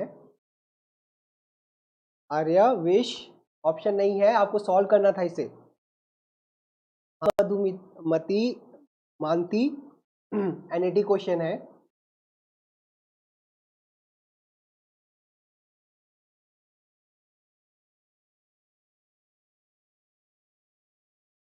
क्या कोई ट्राई करेगा? Okay, let us see. Let us see क्या कह रहा है question. 3 micrograms of circular plasmid of 4200 base pair was diced with a restriction enzyme। आपने क्या किया, आपके पास एक प्लाज्मिड था और उसे आपने रिस्ट्रिक्शन एंजाइम से डाइजेशन करवाया और उसे फिर सब्जेक्ट किया एग्रोस जेल इलेक्ट्रोफोरेसिस। आपको 5 बैंड मिलते हैं, 5 DNA fragments of different size observe किए, और अगर आप उनका साइज सम करेंगे तो आपको 4200 बेस पेयर्स मिल रहे हैं। इसका मतलब क्या बताना चाह रहा है, आपको ये बताना चाह रहा है कि कोई भी फ्रैगमेंट एक साइज का नहीं था, क्योंकि अगर एक साइज का होता तो सेम बैंड मिलता। तो सारे बैंड जो भी पांचों बैंड है पांचों फ्रैगमेंट अलग अलग साइज के हैं, उनका टोटल सम कितना हो रहा है, it is 4200 base pair. Okay, so now you have to tell the number of picomoles of DNA ends generated। कितने सारे DNA एंड जनरेट होंगे। पहली बात तो अगर कोई भी लीनियर DNA है उसमें कितने एंड्स होंगे, एक ये, ज़्यादा क्या होगा, सर्कुलर डीएनए के पास तो किसी तरीके का एंड नहीं होगा। और आपने क्या किया है, ऐसे आपने 5 फ्रैगमेंट जनरेट करवाए। 5 फ्रैगमेंट का मतलब अगर हम एक डीएनए की बात करें, अगर आपने एक प्लाज्मिड को डाइजेस्ट किया होता तो टोटल आपके पास कितने एंड्स होते, यू वुड हैड 10 एंड्स, और आपको ये पिकोमोल के टर्म्स में बताना है। ओके, प्रणया त्रिपाठी 10 पिकोमोल्स बता रहे हैं। Arya Bhattacharya 1.66 to into 10 16.6, 1.66 into 10 to power 42। चलिए आपको मैं बधाई देता हूँ, आपने ट्राई किया। लेट अस सी क्या होना चाहिए। तो हमें ये पता चल रहा है कि 10 एंड तो जनरेट होने चाहिए। ठीक है, अब देखिए, पहले हम let us calculate the weight of the molecular weight of the plasmid. आपको एक बेस पेयर का वेट दिया हुआ है 660 डाल्टन। ठीक है, इसका डाल्टन का मतलब होता है, अगर मेरे पास 660 डाल्टन का मतलब है अगर मैंने 660 ग्राम्स लिया होता, ठीक है, ग्राम इक्विवेलेंट लिया होता, तो मेरे पास होते total of 1 mole of base pairs.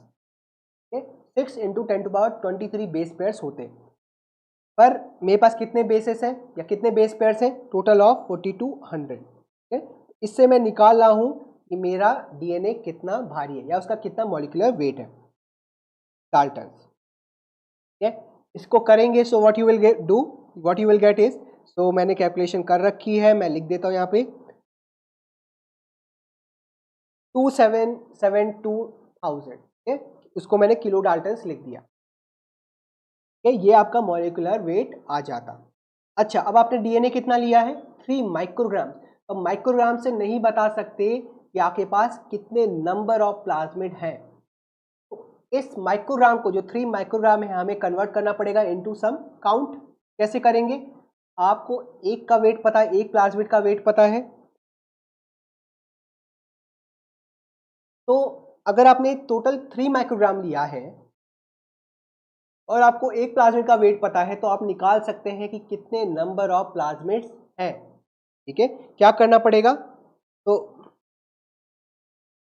Moles of plasmid कैसे निकालेंगे,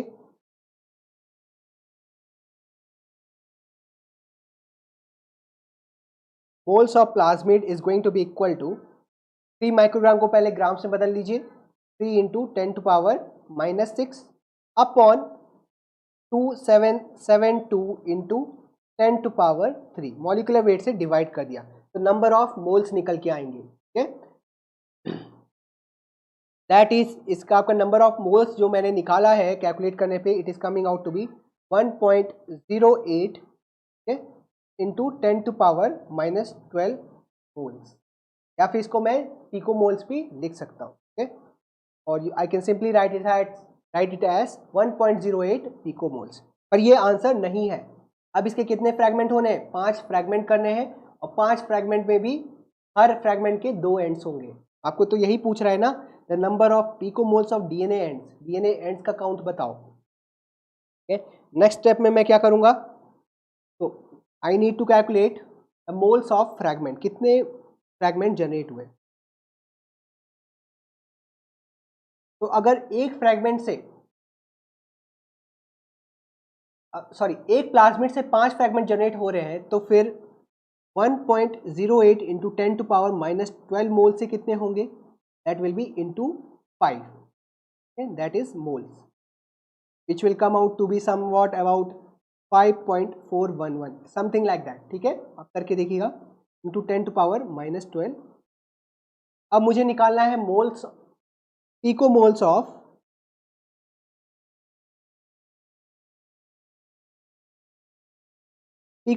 फ्रैगमेंट्स, डीएनए एंड्स।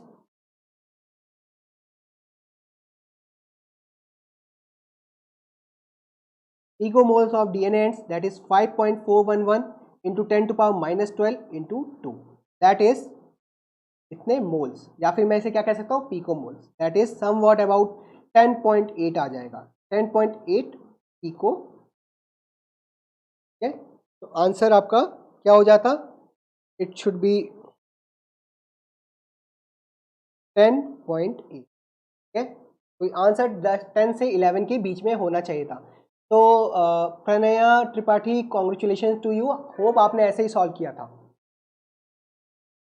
ठीक है। स्टेप 7 में आया, होप आपको। अब हम एक और कॉन्सेप्ट समझ लेते हैं with regard to protein purification, ये जो आप लेबोरेटरी में कंटिन्यूअसली करते होंगे। तो लेट्स से आपके पास एक बैक्टीरिया का कल्चर था, ठीक है। आपने एक फ्लास्क लिया, ऑटोक्लेव कराया और फिर ओवरनाइट आपने एक इनोकुलम छोड़ दिया, ये 37 डिग्री सेंटीग्रेड पे। अब आपने लेट्स से आपने कोई रिकॉम्बिनेंट प्रोटीन उसमें ग्रो करवा रहे थे। अब now you want to extract that protein from the, you are interested in that protein और आपको वो प्रोटीन चाहिए था। तो आप सबसे पहले क्या कराते हैं, सेल की होमोजेनाइजेशन या लाइसिस कराते हैं, ठीक है। तो you get a crude extract. हम बात कर रहे हैं प्रोटीन प्यूरिफिकेशन की, you get a crude extract. अब हो सकता है आपने इसके बाद करा दिया यहाँ पे, क्योंकि आप प्रोटीन को डीनेचर नहीं होना चाहते थे पर आप सेपरेशन चाहते थे, आपको मॉलिक्यूलर वेट पता है अपने प्रोटीन का, तो आपने let's say size exclusion chromatography करा दी, ठीक है। उसके बाद आपने कुछ अफिनिटी टैग लगा रखा था, लेट्स से आपने हिस्टिडीन का टैग लगा रखा था, ठीक है, या फिर आपने कुछ और कर रखा था, जीएसटी का लगा रखा था, ग्लूटाथायोन एस ट्रांसफरेज का टैग लगा रखा था। तो कुछ भी आपने लगा रखा हो लेट्स से, तो आपने फिर क्या किया, अपना प्रोटीन प्यूरिफाई कर लिया with the help of affinity chromatography. हो सकता है इससे पहले आपने सबसे पहला स्टेप यहाँ पे सॉल्टिंग आउट करा दी, ठीक है। सबसे पहले आपने सॉल्टिंग आउट इस तरीके से पार्टिकुलर स्टेप, तो आपको क्या मिला after this, you are getting your pure protein, क्या आपको क्या मिल रहा है, प्योर प्रोटीन मिल रहा है। तो अब इसके रिगार्डिंग आपको कैसे पता कि आपके पास प्योर प्रोटीन है कि नहीं, और आपने जो स्टेप फॉलो किया ये बेहतरीन है कि नहीं, या इससे कुछ बेहतर हो सकता है।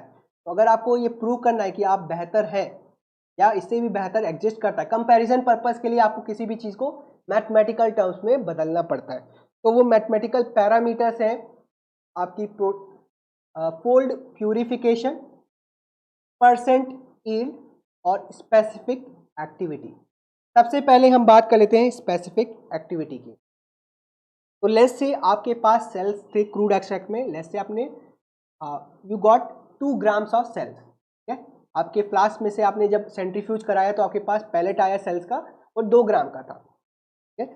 तो इन दैट 2 ग्राम आपने उसको होमोजेनाइज करने के बाद अब जो क्रूड एक्सट्रैक्ट है, क्रूड एक्सट्रैक्ट में एंजाइम की क्या एक्टिविटी है विथ इज सबस्ट्रेट आपने मेजर की, ठीक है। उसको आपने माइक्रोमोल पर मिनट या माइक्रोमोल पर मिनट को आप कहते हैं यूनिट्स, इट्स अ यूनिट्स।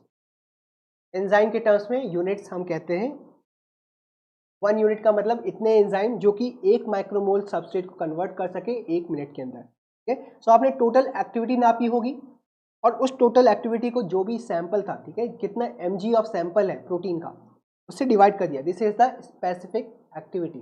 तो क्या होगा, एज यू गो डाउन, ठीक है, जैसे जैसे आप फर्दर प्रोटीन एक्सट्रैक्ट कर प्यूरिफाई करेंगे आपकी स्पेसिफिक एक्टिविटी बढ़नी चाहिए, मतलब the units of activity, enzyme activity पर mg of protein should increase, तभी तो आप कह रहे हैं आपका सैंपल प्योरर हो रहा है, ठीक है। तो स्पेसिफिक एक्टिविटी बढ़ती है।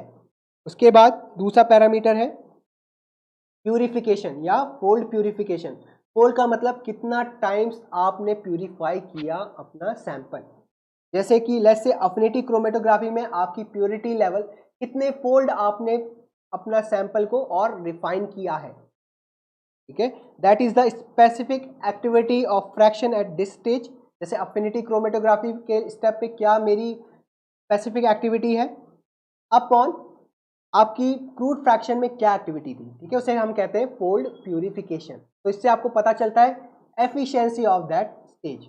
पर अनफॉर्चुनेटली इस प्यूरिफिकेशन स्टेप के साथ जुड़ा है लॉस भी, ठीक है। आप जो सैंपल लॉस कर रहे हैं उसमें आपका डिजायर्ड प्रोटीन भी लॉस हो रहा होगा, ठीक है।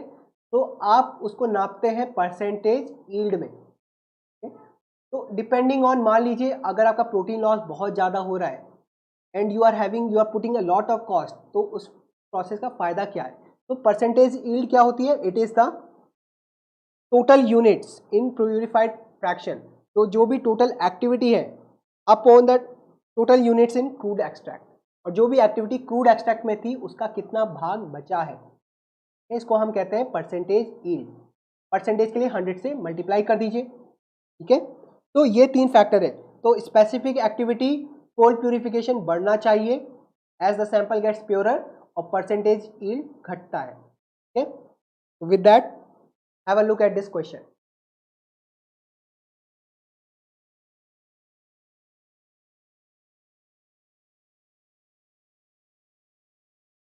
तो I hope all the options are visible.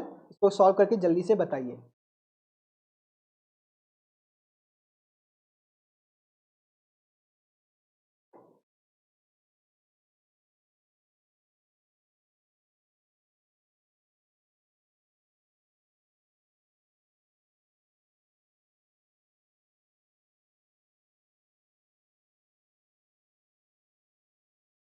Can't view the numbers, ये सबके साथ दिक्कत है या मधुमानती?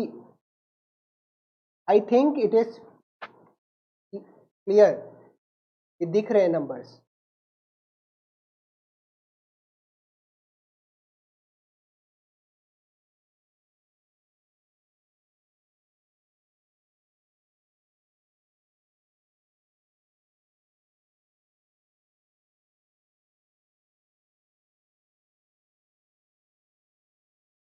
Okay, so let us see क्या होगा इसका आंसर।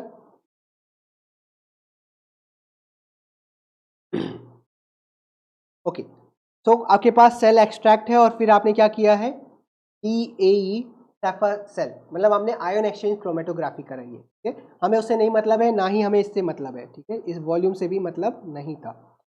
आपके पास टोटल प्रोटीन है और टोटल एक्टिविटी है, तो हम क्या निकाल सकते हैं, स्पेसिफिक एक्टिविटी। एक कॉलम यहाँ पे और बना लीजिए, ठीक है। Make the column of specific activity. क्या करना पड़ेगा, सेल एक्सट्रैक्ट में कितनी होगी, इट विल बी 800 अपॉन 400, ठीक है। 800 अपॉन 400 कितनी हो जाएगी, ये आ जाएगी, इट विल बी 2, ठीक है। नेक्स्ट में 200 अपॉन 2 इज 100, ये स्पेसिफिक एक्टिविटी आ गई। अब फोल्ड प्यूरिफिकेशन या फिर percentage okay, simple enough, fold purification पहले निकाल लेते हैं।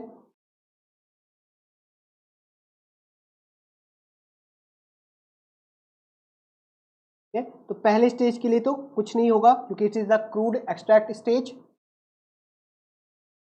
ये क्रूड एक्सट्रैक्ट है। नेक्स्ट स्टेप में क्या करना पड़ेगा, specific activity of the DAE, मतलब जो आयन एक्सचेंज वाला आपका स्टेप है, अपॉन क्रूड एक्सट्रैक्ट का स्पेसिफिक एक्टिविटी, डिवाइड कर दीजिए, दैट इज 100/2। स्पेसिफिक एक्टिविटी को डिवाइड कर दिया 50, ठीक है। देखते हैं मधुमानती, लेट्स सी। अब अगर आपको निकालना हो परसेंटेज यील्ड, ठीक है, तो जो भी टोटल एक्टिविटी है, परसेंटेज यील्ड कैसे निकालेंगे, तो आपके टोटल प्रोटीन सैंपल में, जो भी टोटल प्रोटीन था उस सैंपल में कितनी एक्टिविटी है, इन दिस स्टेप 200 बची है और कितनी थी पहले, 800, ठीक है। तो ये कितनी हो गई, और 100 से मल्टीप्लाई कर दीजिए, 1/4, दैट इज 25%, ठीक है। तो क्या हो जाएगा आंसर, आपको क्या मिल रहा है, 50 फोल्ड प्यूरिफिकेशन और 25% यील्ड, ठीक है। इस तरीके से ये क्वेश्चन हो। देन नेक्स्ट क्वेश्चन, चलिए हम लोग एंड की तरफ बढ़ रहे हैं, जल्दी से करिए, जितना जल्दी आप आंसर करेंगे उतना जल्दी सेशन हम एंड करेंगे, ठीक है।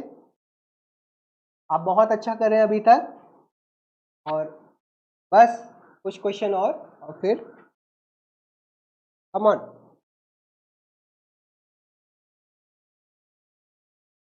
के ए कह रहे हैं, लेट अस सी क्या है क्वेश्चन।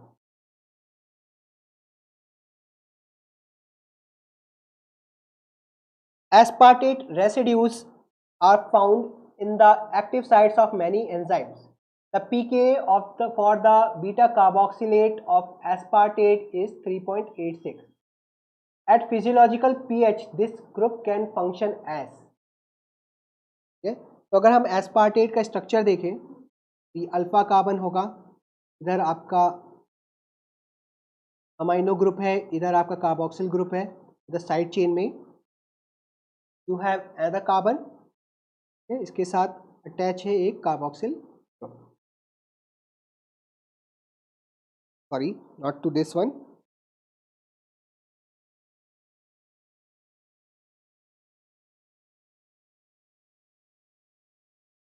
इसके साथ अटैच है एक carboxyl group.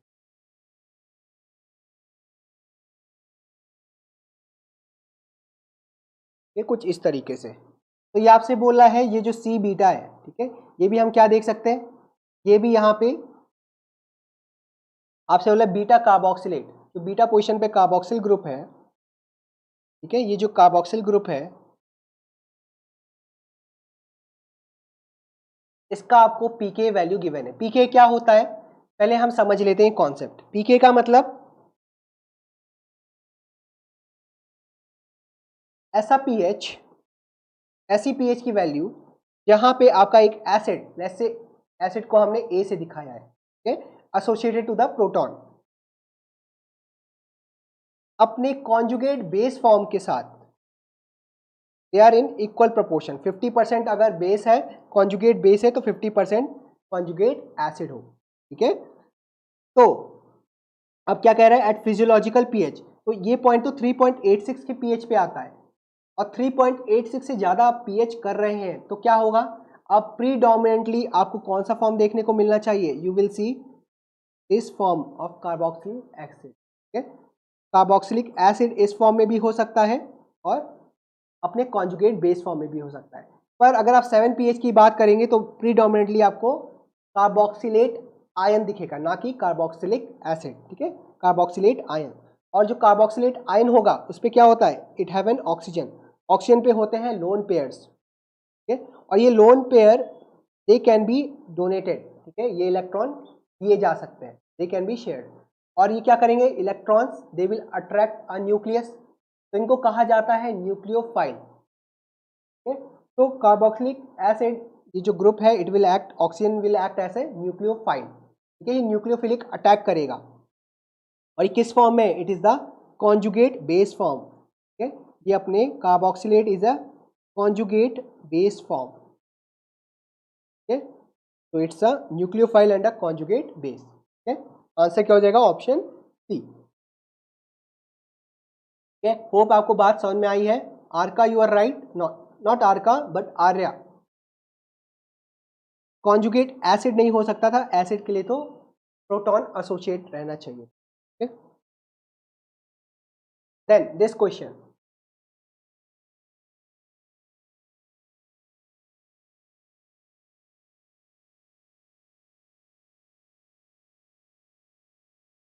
Question number 17,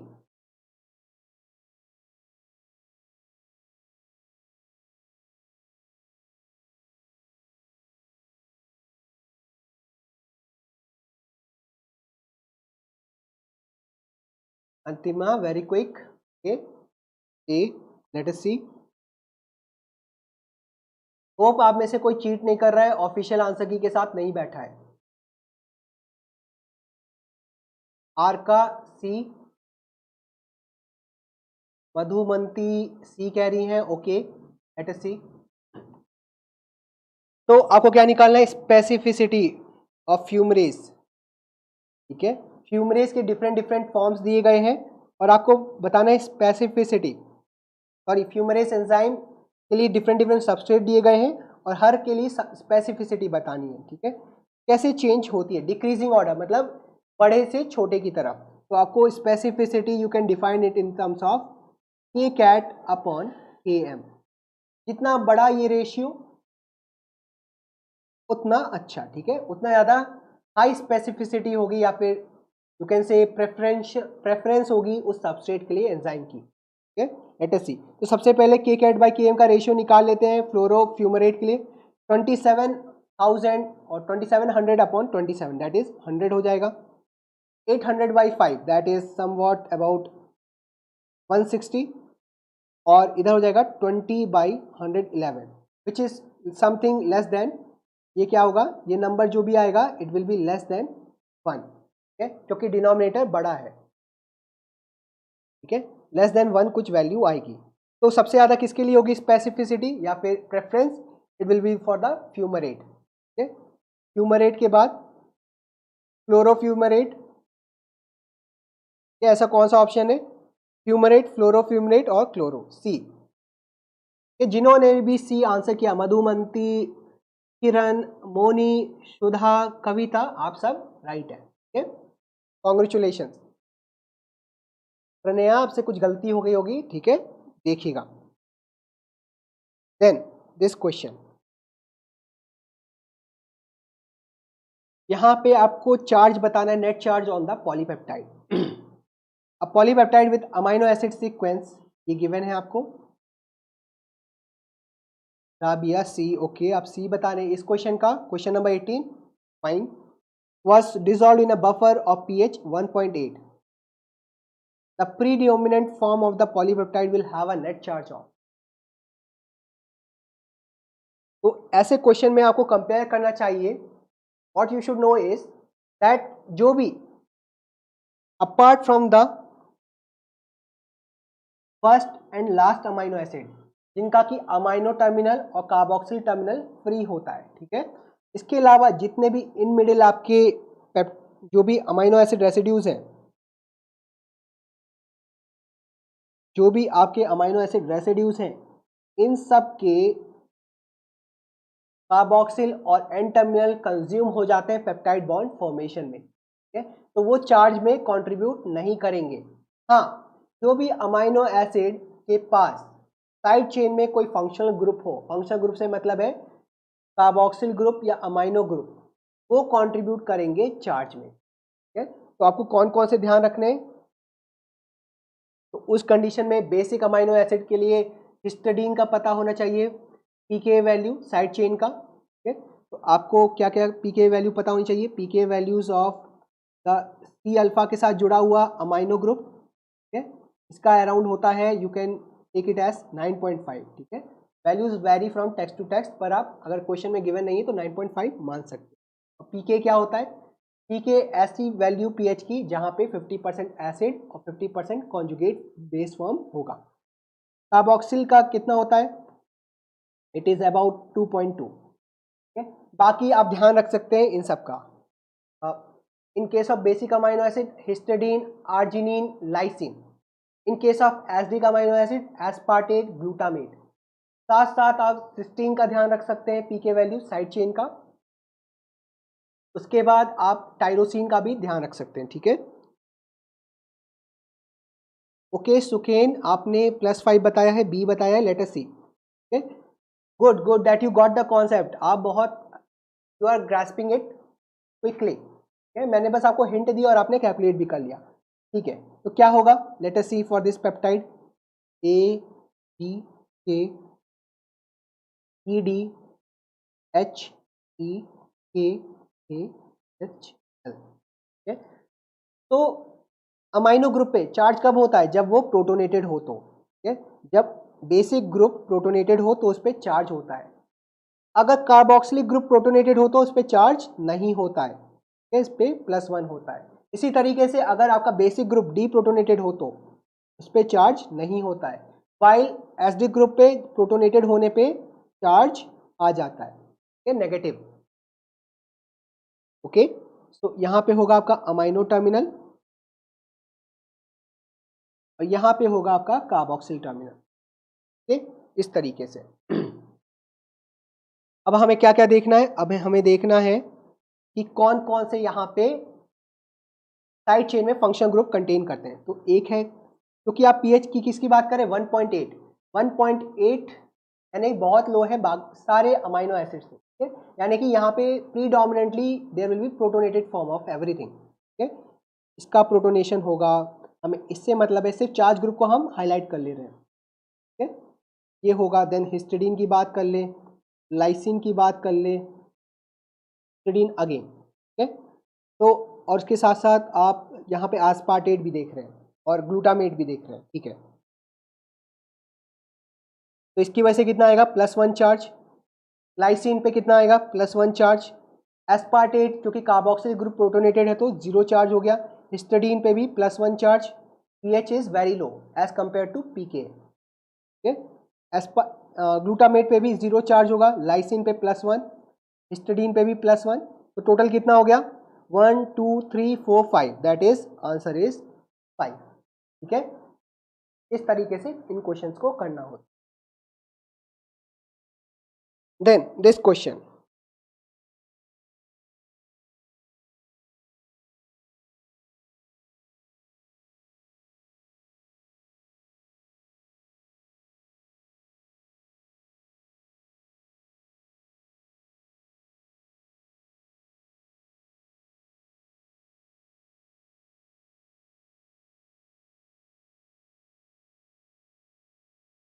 question number 19।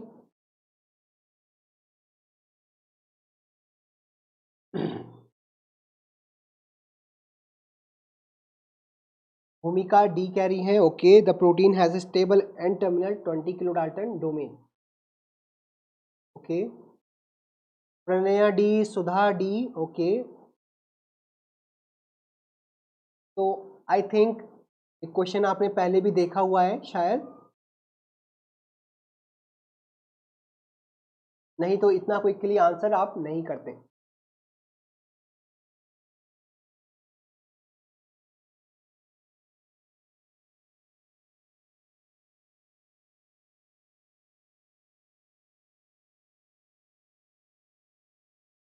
Okay let us see, Sudha, Moni, Priyanka सब डी कह रहे हैं। Okay, N N terminal histidine tagged protein of molecular weight 40 kilo Dalton.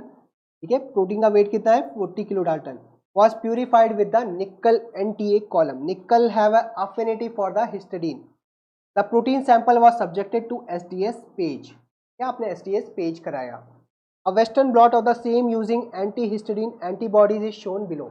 और आपने क्या किया, आपने उसी सैंपल का A western blot of the same using anti-histidine antibodies. आपने एंटी-हिस्टिडीन एंटीबॉडी SDS पेज पे जो रन हुआ था सैंपल, उसका वेस्टर्न ब्लॉट भी किया। ठीक है, तो आपको क्या देखने को मिल रहा है। Okay let us see which one of the following interpretations is correct. इनमें से क्या बातें सही हैं, let us see. Only the histidine tag of the protein got removed. अगर ऐसा था तो एंटी हिस्टिडीन प्रोटीन के साथ आपको वेस्टर्न ब्लॉट पे ये बैंड कैसे दिख रहा था, जबकि आपका प्रोटीन 40 किलो डाल्टन का है। ठीक है, तो ये आंसर तो हो नहीं सकता। ठीक है, हमने माना 20 किलो डाल्टन पे है, ठीक है, रिमूव हो गया हिस्टिडीन टैग, तब भी 40 किलो डाल्टन का कैसे आ रहा था। This is not explanatory. The protein forms oligomers. ठीक है, प्रोटीन ओलिगोमर बनाता है। ओके, ये भी हम कंफर्म नहीं कर सकते अभी। ठीक है, then the purified protein sample is homogeneous. Protein sample is homogeneous, हमें नहीं पता, there can be some, there can be means you can not say so. Purified protein sample is homogeneous, आपको कैसे पता, it could be that it could be formed of more than one type of protein subunit, क्या आप ये भी नहीं कह सकते। उसके बाद protein has a stable end terminal 20 kilo dalton domain, yes that is true. क्योंकि आपको यहाँ पे भी हिस्टिडीन का टैग होगा, वहां जाके anti histidine antibodies will bind. ठीक है, वो कहाँ कहाँ है, एक 20 किलो डाल्टन पे है और एक 40 किलो डाल्टन पे है। ठीक है, तो ये स्टेबल है, स्टेबल है तभी तो जाके एंटी हिस्टिडीन एंटीबॉडीज बाइंड हो रही है। ठीक है, यही सबसे करेक्ट इंटरप्रिटेशन है as per the given experiment. ठीक है, तो now let us move to the last question. Okay, pretty easy question।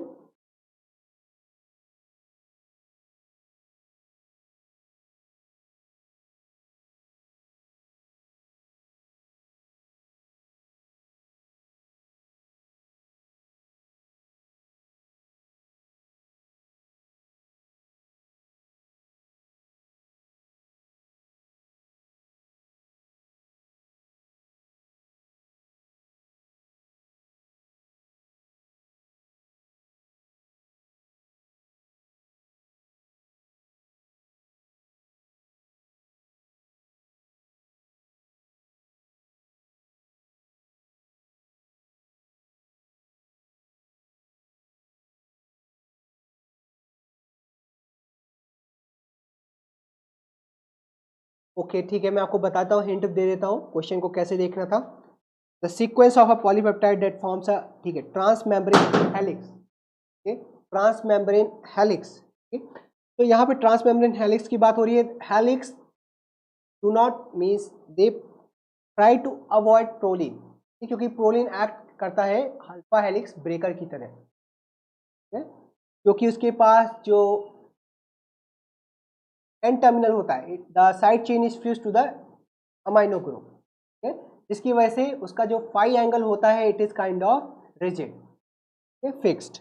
तो अब आपको प्रोलीन को अवॉइड करके ऐसे कौन से बन रहे हैं, even you should avoid glycine, पर अगर आपको प्रोलीन और ग्लाइसिन में चुनना हो तो आप प्रोलीन को हटा।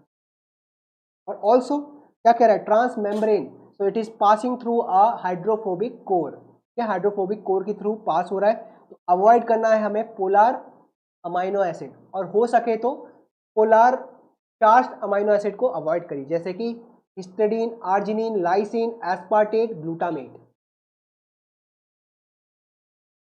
मोनी कुमारी बी कह रहे हैं, आरका, भूमिका, प्रियंका, मधुमंती, सुधा, नॉट सुधा, मधुमंती सी कह रहे हैं, सुधा डी कह रही हैं, प्रणया भी सी कह रही है। ओके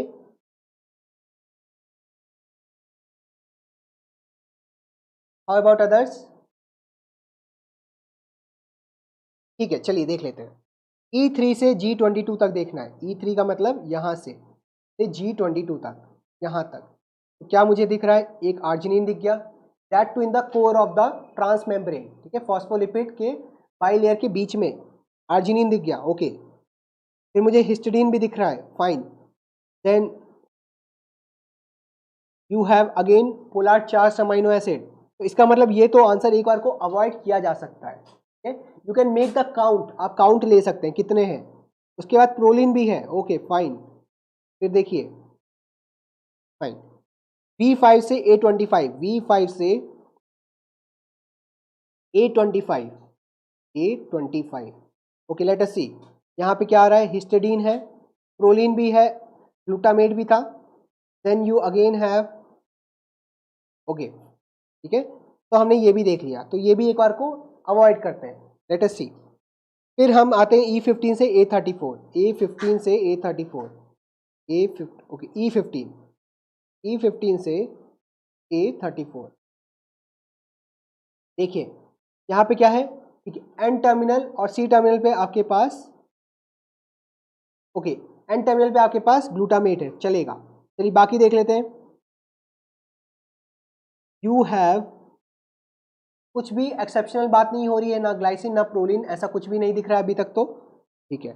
डी भी देख लेते हैं, डी क्या कह रहा है, F21 से R40, F21 से R40 को मैं दूसरे पेन से दिखा लेता हूँ। F21 से R40, यहाँ पे देखिए टर्मिनल पे ही आपको आर्जिनिन दिख गया। देन लेट अस सी, एनालाइज करते हैं यहाँ पे, तो हमें क्या दिख रहा है, फिर हमें आर्जिनिन दिख रहा है, और यहाँ पे क्या है, ओके। तो सबसे बेस्ट आंसर क्या लग रहा है, the best answer is option C, क्या उसमें कोई भी एक्सेप्शनल बात नहीं है। आप यहाँ से यहाँ का पैच देख सकते हैं, E15 टू A34, यहाँ से यहाँ का पैच ऑब्जर्व करिए, ठीक है। तो ठीक है, आपके एन टर्मिनल पे है, this will be on the top, चलेगा, क्योंकि वहाँ पे यू नो आप बाइलेयर, वहाँ पे क्या होता है, बाइलेयर में polar, you have polar exteriors and hydrophobic या नॉन पोलर इंटीरियर्स, ठीक है। इसको छोड़ के बाकी देखिए, लेट अलोन जी, ठीक है, इसको जाने दीजिए, एक बार को अवॉइड कर सकते हैं, पर प्रोलीन नहीं है, ये खास बात है, ठीक है, इस तरीके से। तो best answer is option C, E15 से A34 तक, ठीक है। So that's all in this session, hope आपको बातें समझ में आई है। Yes yes of course Madhumanti, N and C terminals can be hydrophilic. क्या है 17 वाला क्वेश्चन,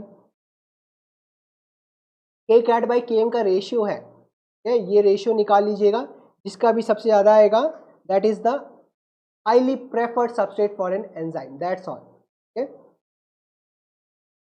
आप गूगल करेंगे तो आपको तब भी मिल जाएगी ये चीज़। तो thank you all for listening to me with patience and I wish you happy learning and I wish you all the best.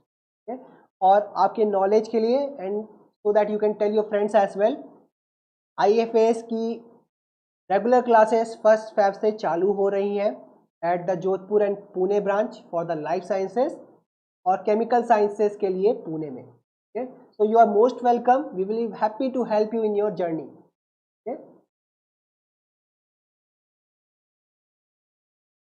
Okay, so thank you all.